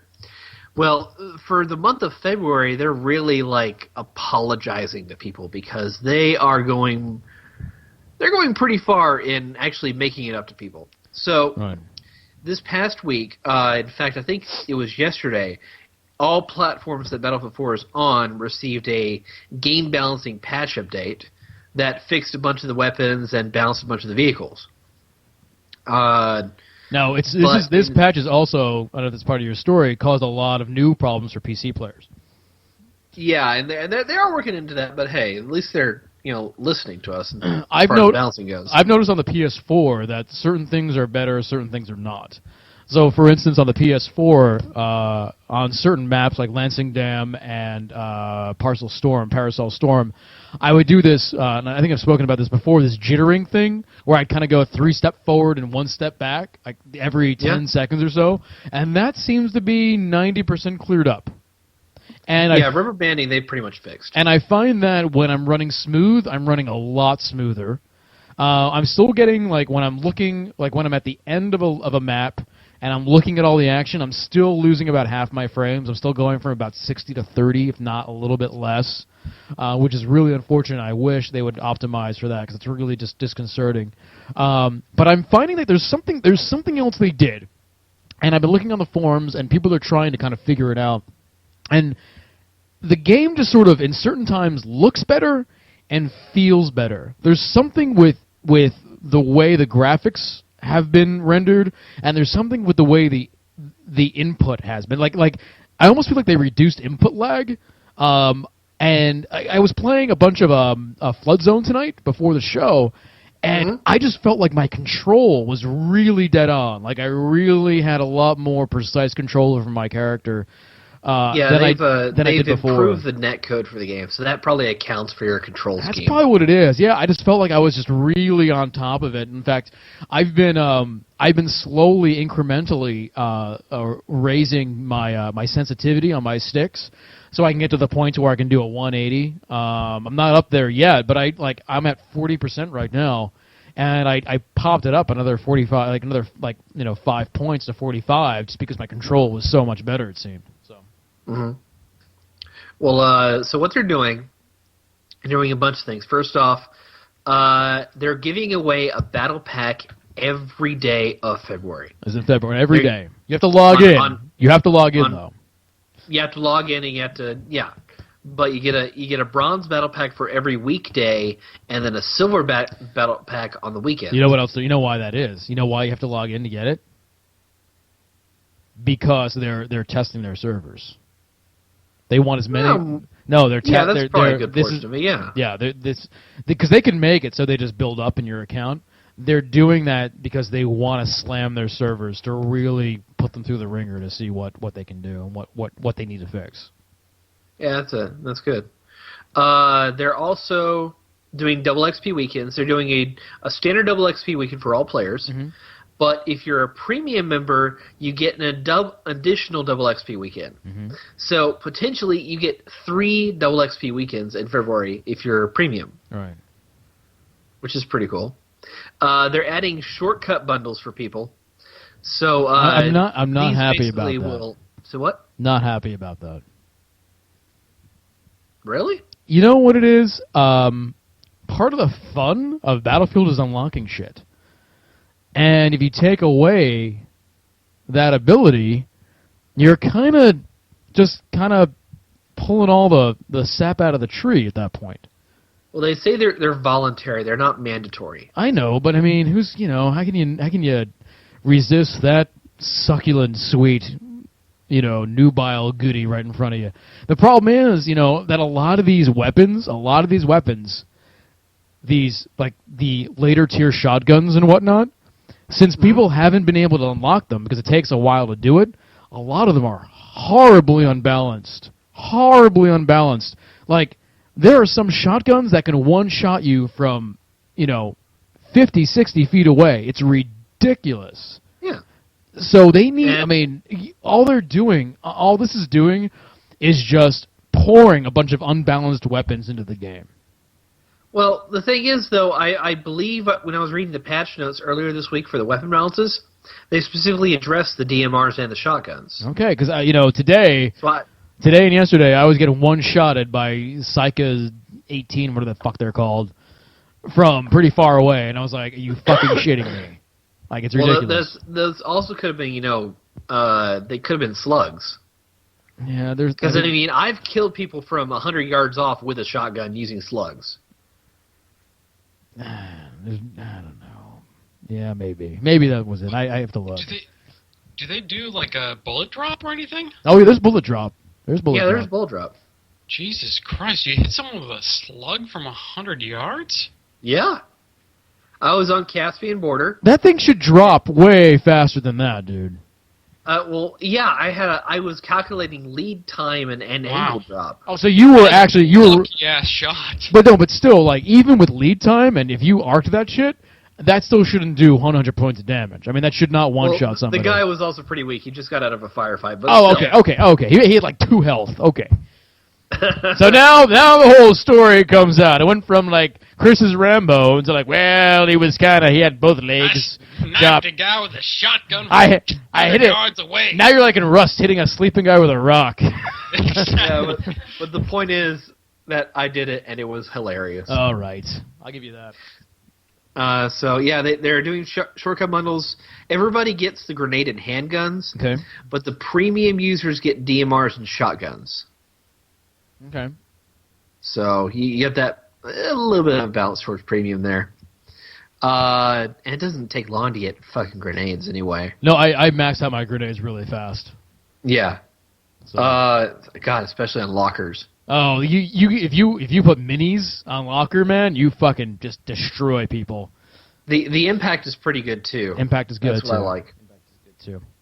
Go ahead. I have to use the restroom real fast. You guys keep on going. I'll be right back. He's just abandoning us. Sup? News. What else is in the news, Chris? The Ouya came out. The Ouya today? They came out with the new. The Ouya 2. Yeah, the Ouya 2. There's a 130 version that has 16 gigabytes on the hard drive, and I think they're just upping the RAM in general for both of for the 100 model and the 130 model. I don't think they're upgrading the RAM. I thought I read they were just upgrading the storage capacity. RAM. I'm not too sure. I could be entirely. See, that's the problem. When you say memory, are you meaning storage capacity or are you meaning fucking RAM? And I think it's storage capacity. It's 16 gig storage. I know that much, but I thought they were also upgrading the RAM on. But I may be wrong. And that's not going to help the product, especially when you're making it cost $30 more. Let's be fair. Like nobody's like I have an Ouya. I bought it because it was cheap. I could use it as an emulator box for like my bedroom. It's easy to move around the house, and I saw potential to just fuck around with this thing. I didn't intend to really give a shit about the games that are on it, and I never turned the thing on. The people that have an Ouya, like, they're either only tuned into that or, like, it's a very small community. And to be fair, like, it's getting better, and there's actually, like, some cool games on there, but it's nothing that the mass market gives a shit about because it's all, a lot of it's on phones, some of it. Real quick, so how is the Ouya, like, not getting sued by popularizing emulator stuff like that? Well, it's just it's just a tool. Yeah, they don't necessarily they don't sell it. They don't. It's like trying to sue like Razer for torrenting. Oh yeah, I see what you mean. Oh, I found the picture of Mr. Blow Up, guys. Oh no. Yeah, so here's the. I sent you the picture like 40 minutes ago. There's the I don't know, but here it is. It's a wonderful picture of Mr. Blow Up, isn't he? He's beautiful. Beautiful. He's gorgeous. I wanna just frolic around the daisies with Mr. Blow Up. You know, there's a giant field where we can be together forever and build a little shack like in Rust. And He could roll down the hills with no injury to himself. He could bounce, yeah. He could bounce. You can. I wonder, like, if that's part of a fantasy is for himself to be a beach ball. I think that's what it is. He wants to be. He wants to be like a beach volleyball, or like at a concert where people are like pushing, like bouncing the ball all over the place. Mm-hmm. He wants to be one of those people. But the ball gets heavier and heavier because it fills up with more and more of his cum as he's getting bounced around. You know. Well, it's ultimately like the worst he wants to be ever. He wants to be part of the Olympics. Yes. Specifically, the Olympics beach volleyball tournament. I think he wants to be the ball. From now on tonight, whenever Jeff speaks, he's going to be Mr. Blow Up. So I'm going to have just Mr. Blow Up come up whenever Jeff says anything. Look at me. I blow things up. See, does it come up? Let me is see. that his actual my name? God! Oh my God! It's a bit of a delay, but you finally saw him. Is his name actually Mr. Blow Up? That's what they call him on Yeah. YouTube. That's what it See, is. I hear Mr. Blow Up, and I immediately flash back to my childhood. You remember the little, like, 3 to 4 year old kids game, Mr. Bucket? I remember Mr. Bucket. Yes, of course. See, I do. I hear Mr. Blow Up, and I just immediately insert his name into the lyrics for that fucking commercial. I don't remember the commercial, but I remember Mr. Bucket. It's pretty. Mr. Bucket, balls come out of my mouth. No, Yeah. that was it. That was it. All right, any more news? Oh yeah, we got plenty. Go for it. So, once again, within the realm of people desperately trying to convince the world that Source 2 and Half-Life 3 exist, famous neo-gaffer Crazy Buttocks on a Train, otherwise known as Seaboat, posted a few images from a PowerPoint presentation showing off the plantation level from Left 4 Dead 2 remade in Source 2. And it is goddamn pretty. So I did hear about this, that possibly they were thinking about re-releasing, well, either a new Left 4 Dead or re-releasing Left 4 Dead on Source.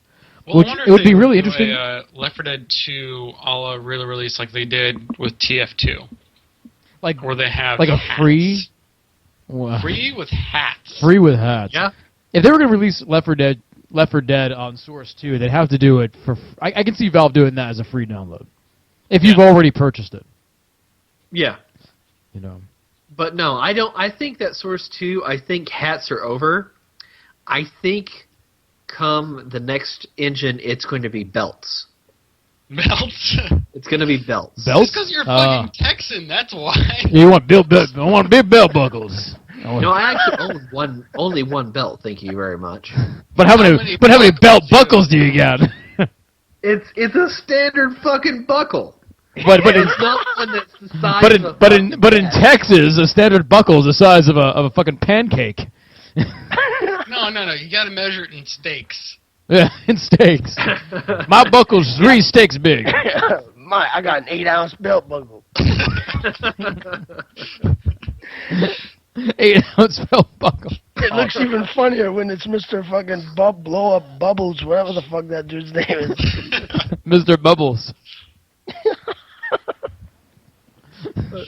So yeah, there's more proof that Source 2 exists, and that from that we're gonna get Left 4 Dead 3 and Half-Life 3. Oh yeah, Sure it exists. right there. Sure, we get it. We get it. It exists. Don't mock me. I think it's Well, gonna. the structure of Valve, it's kind of it's really difficult to kind of have hard deadlines on things when the employment structure and the everybody can work on what they want to at any point in time. Yeah, I mean, everybody's encouraged to do that. I mean, everybody's desk at Valve has wheels on the bottom of it. Yeah. So if you want to go work with a different team, just wheel your desk into the elevator and take it up. You gotta unplug It's really difficult when you're trying to launch a fucking game, though. You gotta unplug your computer first, so it gets messy. Laptop. Oh yeah. Or laptop. Oh yeah, laptop. No, but I know it's kind of weird. I wonder. Basically, the reason Valve is able to work that way is because they're so successful. If they weren't as successful as they were, that wouldn't work. More importantly, is there one fucking guy that you see coming out of the fucking elevator hallway with his desk, and you're like, oh fuck. Don't tell me this guy's gonna move his desk, Norm. Oh, Jesus Christ, he's coming. Don't look at him. Don't look. No eye contact. Oh, fuck, he's right next to me. Jesus Christ, he wants to work on what we're working on. Oh, Jesus. Because even though it's... deal with Bill for another fucking 3 weeks until he loses his shit and leaves. Because even though it's Valve, it's still a company, and there's always that shit in the company, you know. Although they did just, recently fire a bunch of people. So... Did they? Oh, yeah, well, not recently, but... They laid off a bunch of people who were working on, the early Steambox stuff. Six or 7 months ago. I assume back at a time in which they actually wanted to make the hardware. Yeah. Well, all they're doing now is licensing out the name Steambox to third parties, which is the best way to go about it, honestly. It's brilliant by their they won't lose any money that way. So, well, we'll see. Sources need an update for quite a while, and it's about time that, Valve puts out another game. I mean, Portal 2 came out last year. I loved it, of course. Dota 2 officially released last year. Dota 2, I forgot about Dota. I forget about Dota 2. It's been about a year, yeah. But let's be honest. Valve doesn't need to make any more games at this point. No, they don't. They just need to maintain the Steam service. There's no pressure for them to make a game. So, brilliant strategy in terms of business. Maybe not great for gamers, but whatever. Yeah. Make great games. Yeah. It's got to be great to have that freedom, though. They could just live off Steam, forever, and just to have that. I think that's what brings about Valve's brilliance for games like Portal 2 and whatnot. Is their ability not to feel that pressure. They don't. Yeah. They can just experiment and do whatever they want. And you know what? If Portal 3 doesn't do as well as they thought it did, who gives a shit? We have Steam. We're making tons of money. It doesn't matter. It's like Epic Games. Epic Games does not need to make games. Portal 2 was 2011. Epic Games does not need to make games. They can just sell Unreal Engine all day long. That's all they need to do. Which means that when they make a game, they can take their time. They can experiment. They don't have to worry about sales as much as other companies do. I mean, they do have to worry, but it's not. It's not going to break their company. It's not going to bankrupt them if they take a chance and it doesn't work out so good, because they have something to fall back on. If you look at the trend of what they released, they've been releasing at least one game per year. Is this Valve? Valve. Yeah, and that's pretty good for them. I mean, they don't need to even do that much, honestly. So. It looks like Portal 2 was 2011. Okay, so we're 2 years out now. Counter-Strike Global Offense was 2012. I think that was mostly done by a third party, though. Probably. I don't think that was done by Valve. I mean, it was... Dota 2 was last year. Okay, so they put out Dota 2, which I'm sure was probably making a shitload of money as well. Probably. Oh God. I think Gabe Newell's a billionaire at this point. Not exactly sure what his net worth is, but it's up there. Yeah, it's probably fucking way up there. I mean, he's kind of like the Steve Jobs of video games. Yeah, no, he is. So. Yeah. He's crazy. See, they have to at least announce something this year. Oh yeah, they'll announce something. Yeah. I think we'll hear about Source 2, but we may not get an official game announcement. Right. And if it is an announcement, it's gonna be Left 4 Dead 3. Oh God, I don't need any more Left 4 Deads. I don't need any more fucking zombies. Oh my God. I really want them. We need Bob. We need a zombie level in Tetropolis. What do you think? No. A zombie level? No. No, I veto. You vetoing that? You are okay. You are the CEO. I guess we have to go with that. Sorry. Tried, everybody. Go fucking move your desk somewhere else. I have to move my desk. Hey, Bob. Hey, Jeff. I'm gonna move my desk over to you. Bob doesn't like me anymore. No, it's every 2 inches away from the wall every time I disagree with you. All right.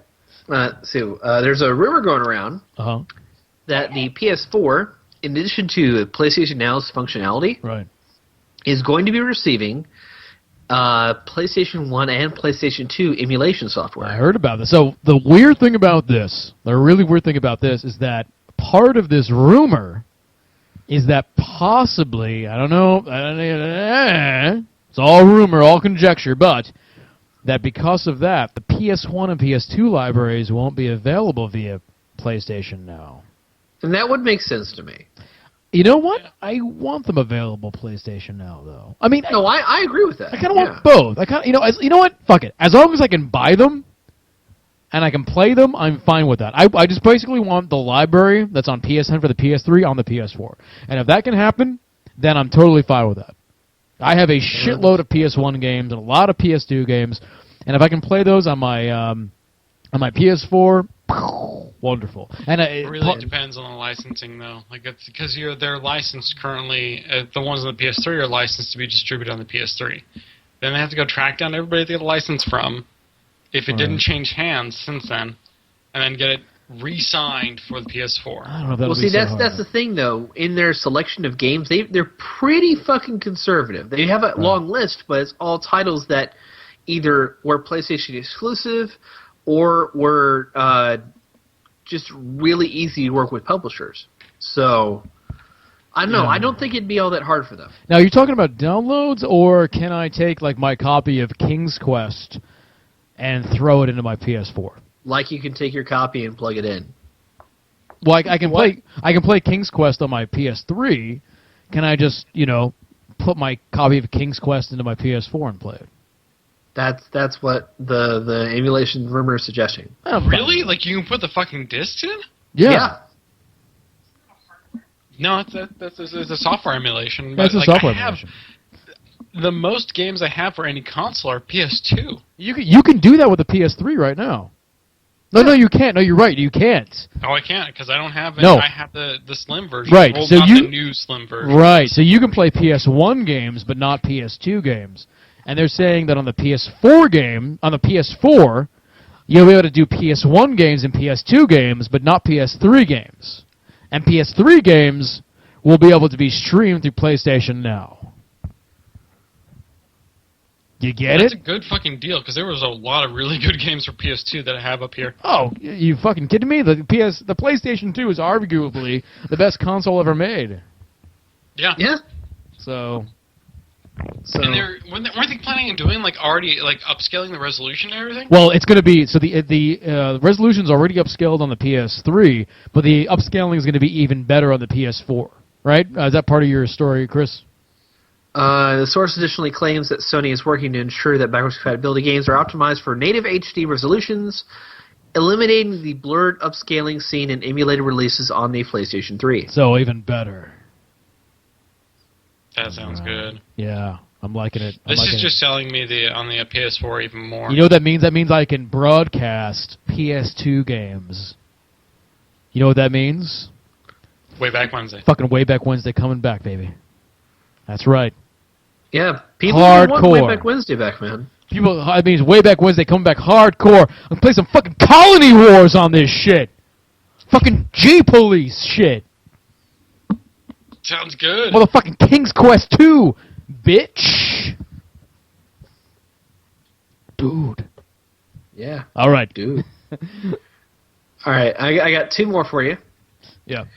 This is something Jeff can jump in on, which I think he's excited for. Killer Instinct received its first piece of DLC today. Was it today? Yes, it was today. It's Spinal. Character from the original series, and god damn it, I want to play as him so much right now. He is badass. I haven't even booted it up. I heard that it was coming with another update because they're apparently gonna. If anybody watched my streams, you saw a bunch of times that people would bitch out on the second round of a fight when I start fucking them up, and they would just quit out of the game. Yeah. Previously, there was no penalty for that. Now there's going to be a disconnect. Once you reach a certain level of disconnect percentage, you get put in a jail where you only connect with people that also have that kind of disconnect percentage. So the rules for this new jail system are actually pretty straightforward. Yeah. So the first time you disconnect, your disconnect percentage goes above 15% for your overall matches, you're sent to the jail. Now, it requires you to have played at least 10 matches online, and each offense of going to jail lasts 24 hours. So the more times you're put into jail, the longer your sentence is stretched, up to a cap of 5 days, 120 hours. Yeah. In addition, when you're put in jail, you can still play online, but you can only play against other people who are in jail. So I think Grand Theft Auto Online It's very similar. is actually doing something very similar to that. I don't remember this character Vinyl. I don't remember Vinyl. Spinal. Oh, Spinal. That's skeleton, right? Yeah, he's a skeleton. I thought you said Vinyl. Like I was thinking some guy like made up records. No. So I like that they're doing that, and I hope they continue to like. I like the game, and I hope they continue to. I know they're gonna bring the other characters, but I hope they continue to like do the right moves to make it more of a Evo type of game. It's really different for a fighting game. Like I still enjoy like Street Fighter better, more than Killer Instinct, but I do like Killer Instinct because the combos are easy to like to improvise on.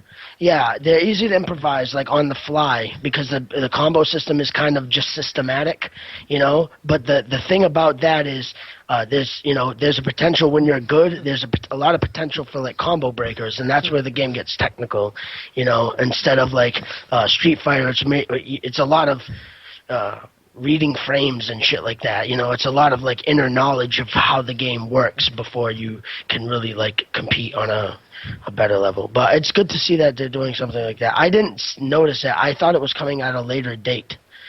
That's why. But I'll check. Yeah. But they, from what I understand, I mean, Killer Instinct has been very, very successful. In fact, from what I understand, it's one of the most popular games in the fighting game community. So much so that it may end up at EVO next year. I hope so. I'd like to just see. I'd like to see, like, like, even, like, Wong and, like, some of those guys, like, just fuck with it and see what they think about the game, too. It's interesting. I like it. I like the game a lot. Yeah. And that there's, in the release trailer for Spinal, they show off Fulgore's entrance, and he looks like a badass motherfucker. Yeah. Funny thing is, I never was like big on Killer Instinct for the SNES. Oh, I never played Killer Instinct back in the day. This Killer Instinct was really? my first experience with the series. Oh, that's cool. Yeah. So, and when Fulgore launches in March, that's also going to be accompanied by the story mode and player lobbies. So. Yeah. $20, man. Like, that's worth sweet. it. It's really fun. Yeah, it's cheap. That's a really good entry for a fighting game, you know what I mean? Like, that's the one shining thing I constantly play on my Xbox One. Recently, I haven't played anything on any of the new consoles because I think everybody's been playing Dark Souls, right? But, like, so, yeah, that's cool. I hope they, continue to take care of it. I'm not sure, like, how well it's doing, actually, Chris. So it's good to know that, like, that people are actually enjoying the game. Yeah, they're going all out in this style. I think we're really gonna be surprised what season 2 brings us later this year. Yeah. Look at this fucking Joseph, man. That picture, dude. Look at me. He just looks like a retarded Japanese superhero.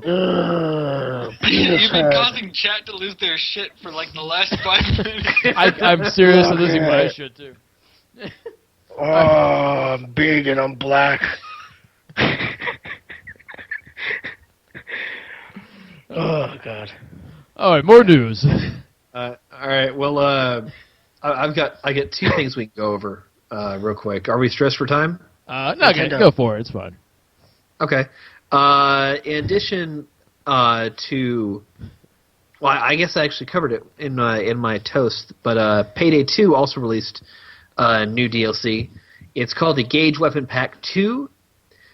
It adds 3 new weapons, light machine guns actually, as well as knives for the first time. So it completely changes the way the melee system works for the game. In fact, they worked it to where it's no longer just press a button to hit somebody with the butt of a rifle. You actually can hold down the button and charge for a stronger attack. Oh, wow. And they also added a brand new enemy called I believe it's called the Stalker, or the Sneaker. He will come out of nowhere. He'll come out of vents in different places, and he's mainly melee-oriented. So I come out of vents, too. Roar. And he looks like a ripoff of like Sam Fisher from Splinter Cell. So. Okay. Okay. Yeah. How much is this DLC? How much does DLC cost? $5. Oh, that's nothing. Yeah, and actually that enemy is a free update to everybody in Payday 2. So. Oh, okay, cool. Yeah. Nice. And all right, last thing I've got here. Last thing. Okay, it's supposedly a leak. Some places are confirming this is real. Some places can't verify it. But supposedly somebody inside Microsoft grabbed a bunch of pieces of information and just dropped them on NeoGAF the other day. Okay, what do we got? So, turns out we will get a Halo game this year, but it's going to be Halo 2, the HD Anniversary Edition. Okay. It's going to be 1080p. They don't know if it's going to be 60 frames, but it's going to include beta access for Halo 5. Halo 5 is not coming out this year. Okay. They're stressing that Fable Legends will come out next year. It's not due for this year. The Halo 2 Anniversary Edition, by the way, is being contracted out to Saber Interactive and Certain Affinity, the guys who did the Halo 1 Anniversary. Okay. Sounds reasonable.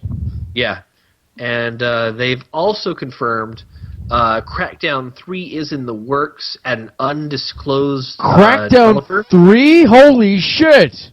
But that's not due for release until 2016. Yeah, I didn't think so, but wow, like, Crackdown 3, that is not a game.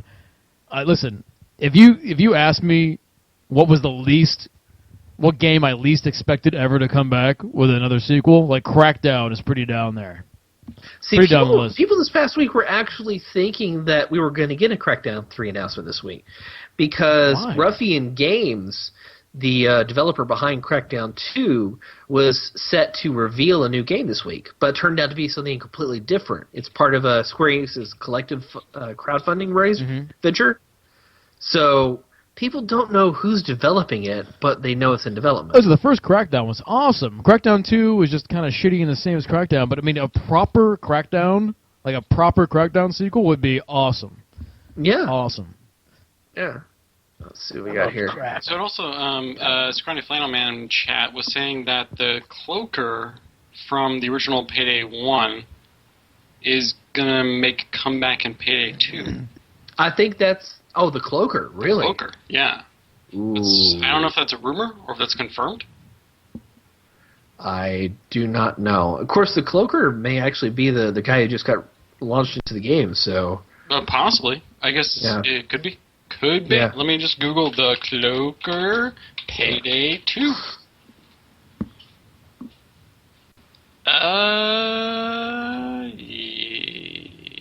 Hang on. I can pull it up. The wiki has him already on there. Oh. Payday 2 wiki does. Yeah, because he's sort of in the source code, but he wasn't confirmed. Oh, yeah, it is the Cloaker. According to the Gauge Weapon Pack, it's called the Cloaker. Oh, and by the way, they add 4 new masks for Payday 2. One of them is literally Rambo. Oh, really? Taken from, like, Rambo 3. He's called the... hang on. He's the Troubled War Veteran. The Troubled War Veteran? Yeah. That sounds weird. That sounds not PC. And there's another one. I shit you not. It's the mask of Cobra Commander from G.I. Joe. Oh, all right. They've got a sale with that one. Oh yeah, I'm gonna paste it into chat real quick. Yeah, Just scroll down to the bottom and you'll see it. People can see that. Oh, but yeah, I love this game, man. But anyway, a few more things that are coming from this leak. So Forza Horizon is coming probably in September, and it's going to be like a whole generation better than the most recent Forza game, the one that launched with the Xbox One. I'm talking like a really nice weather system, tons of co-op and social stuff coming. So, Quantum Break is due holiday 2014. Mm-hmm. Multiplayer has been confirmed for Halo Anniversary 2. So, you'll be able to play Halo 2 multiplayer online again. Okay. And that's coming to the PS4, right? No, not at all. I don't think so. Yeah, looks to be you. Sunset Overdrive is due fall 2014. Okay. Which we know nothing about besides a trailer. Yeah. It looks. I really don't know what to make of that game. No, we'll see. That trailer looks great, but what the fuck is that game? Yeah, we'll find out as time goes. Yeah. So Black Tusk, who this week we learned was going to be taking over the Gears of War franchise. Yes. They were actually the trailer we were shown last E3 was actually for a game that was in development that's now canceled. That was supposedly called Shangheist. Involves stealing stuff from the Japanese or Chinese. So, I have no idea. Right. Like I said, Fable Legends is due summer 2015. Gears of War is going to require at least a 2.5-year development time, so 2016, probably 2017 before we hear anything about that. All these good games, but so far away. Yeah. The first bit of downloadable content for Titanfall will arrive within 45 days from the game's release, and then another 120 days after the release. And Titanfall beta on Valentine's Day, February 14th, right? Way to fuck over all the guys with girlfriends. Hey, that's not a lot of gamers, so don't worry about it. Yeah, I know what I'm going to be doing that evening, and it's going to involve definitely my hands. I'm going to be inserting myself into a nice mech that night. Yeah. Oh no, but you're not, because you don't have an Xbox One. Hey, bitch, PC. That is true. The beta's for Xbox One and PC. And PC. So. I'll be doing it on PC. Get some lotion going. You cannot be too smooth. You need to moisturize. Oh, yeah. And if there's too much moisturizing, you can make sure you have some tissues nearby. That's for after the moisturizer. You need to clean up. Anything else All right. in news? The last thing out of this rumor box is that there's going to be a new version of the Xbox One coming out, possibly without an optical disc drive, for $400. So this is basically going to be their arcade. Yes. Okay. So no disc drive. Everything's going to be, you're going to only download. Yes. And you'll be limited on hard drive space, basically. Probably. But it's still $400. So it's the same price as a PlayStation 4. Yes. Okay. Which might be interesting. I'm not saying it's necessarily a good idea. I don't know. They just need to make the Xbox One $400. They do. Just and make it $400. This might be the measure that'll get it to that. I mean, are we going to talk about the commercial Xbox One put out this week, where they're offering a rebate? So if you bring in your PlayStation 3 to an Xbox retailer, like an Xbox store, a Microsoft store, they'll recycle your PS3 and then give you a $100 rebate on a Xbox One. But that doesn't make much sense, because you can just keep your PS3 and save $100 and buy a PS4. Well, yeah. I mean, this is just a marketing stunt. I know. It's just silliness. It's just silliness. It's all just a bunch of silliness, and I'm tired of it. Seriously. Well, serious. Super serious. Super serious. There was that big-ass EVE Online battle that happened where $330,000 worth of losses occurred. It was actually $300,000 of losses. It was between 300 and 330. The estimate was 2,000 people, roughly, 2,200 people, roughly. And it was over an unpaid bill. Yep. Yeah. It was over Somebody an unpaid bill. had forgotten to pay a bill for owning a certain system or controlling it. Mm-hmm. And so when that lapsed, this another clan decided to jump in and try and take control of it. And then every clan jumped in, and then every alliance jumped in. Everyone just basically jumped into this battle. Mm-hmm. And like 8 Titans were lost, and it was insane. Yeah, evidently it was such a massive battle that they had to turn on time dilation on it. Right. So everything was running at, 1/10 speed? Something like that, yeah. It was too much for the servers to handle. Basically, what this amounts to is that reading about what happens in EVE is a lot more fun than actually playing what happens in EVE. Exactly. And it's that emergent content that we were talking about with Rust, but on a huge, gigantic scale. It's almost as if, we actually made that fortress around a small or big rad town, and then we had 1,000 people, and then 1,000 people on the server attacked us to try to take that back. Well, it's like we were there, we had a fortress, and then all of a sudden, like, we didn't log in for maybe a couple of days, and then parts of the wall started to decay. Right. And then they came in and took it over, and then we're trying to take it back. Right, and then all of our alliances came together. Exactly. Yeah. Huge. Giant battle. I'm not sure we'll ever see that in Rust, because it's not nearly as good. But No. I mean, There's no spaceships and there's 200 I mean, good as in, like, able to handle that many players and stuff. Yeah. So. All right, anything else? Any other news? That's pretty much it, unfortunately. All right, well, let us move on to our final thoughts of the evening. This is our Cocktail Time Chaser, our final thoughts of the evening, and I will go first. My thought of evening is almost half a toast of the night and a final thought of the night. Basically, my final thought is a toast and a good luck to Bob, who today gave up the shackles of a 9-to-5 day job to enter the world of indie video game development. May God have mercy on his soul. But when I say that, I'm actually a big part of this, so I have to step up. Bob's livelihood, his ability to pay rent and not be homeless, is partly in my hands. So I have like a dude. Partly in my hands.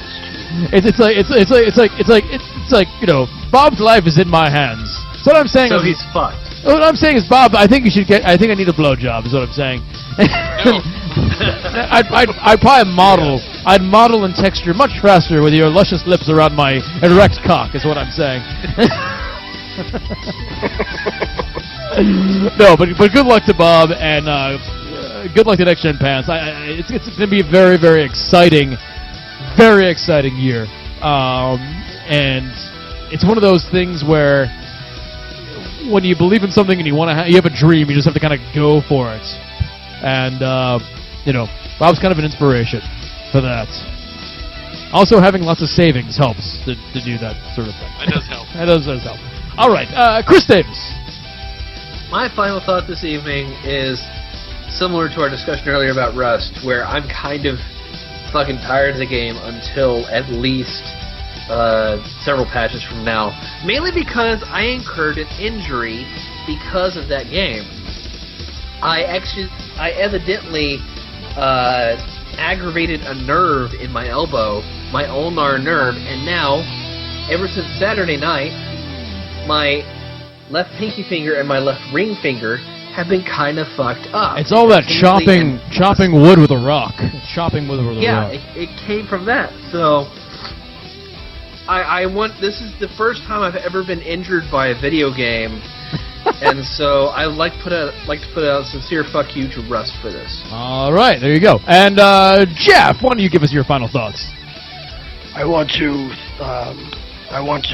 just praise inflatable balloons and inflate them while they're on my face and head and maybe in my ass. I like having inflatable balloons in my ass and inflated while in my ass. It feels wonderful. In all seriousness, though, yeah, I'm super excited that Bob's finally like taking the steps to like legitimize himself as like an indie dev, and I want to do everything I possibly can to make sure that works out for him. You know what I mean? Yeah. I'm sure you do. You feel the same way, Joseph. I know how you work. So yeah, good luck to Bob. Good luck to Bob. us. Good luck to us. And Bob! So I guess my chance would be to the wonderful people at Next Gen Pants. Oh. It's been 8 years since I started my job, and I've stayed at the same job for like almost 8.5 years. 8 years and like 4 months. And that is a crazy feeling when you finally at the end of the road for something you've been doing for so long in order to take a gamble on something that you wanted to do your entire life. Yeah. So it's been a crazy experience, and I just hope that the next year or two is worth it. Oh, it'll be worth it. It's all on you guys, you bastards. I promise you, I'm gonna have the suit jammas to prove it. I swear to God. Oh, you better bring those suit jammas. I will bring the suit jammas. All right, everybody. Thanks for coming out tonight to Cocktail Time Live here at 4Player Network. Thank you, Bob. Thank you, Chris, and thank you, Jeff. Really appreciate it. Thank you all for coming out and watching us live here at 4pp.tv. Definitely check us out next week, next Friday at 8 p.m. Pacific. We will be doing this again. And definitely make sure you check out the main website at 4playernetwork.com. Thanks, everybody, for coming out. Love you all, and have a great fucking weekend.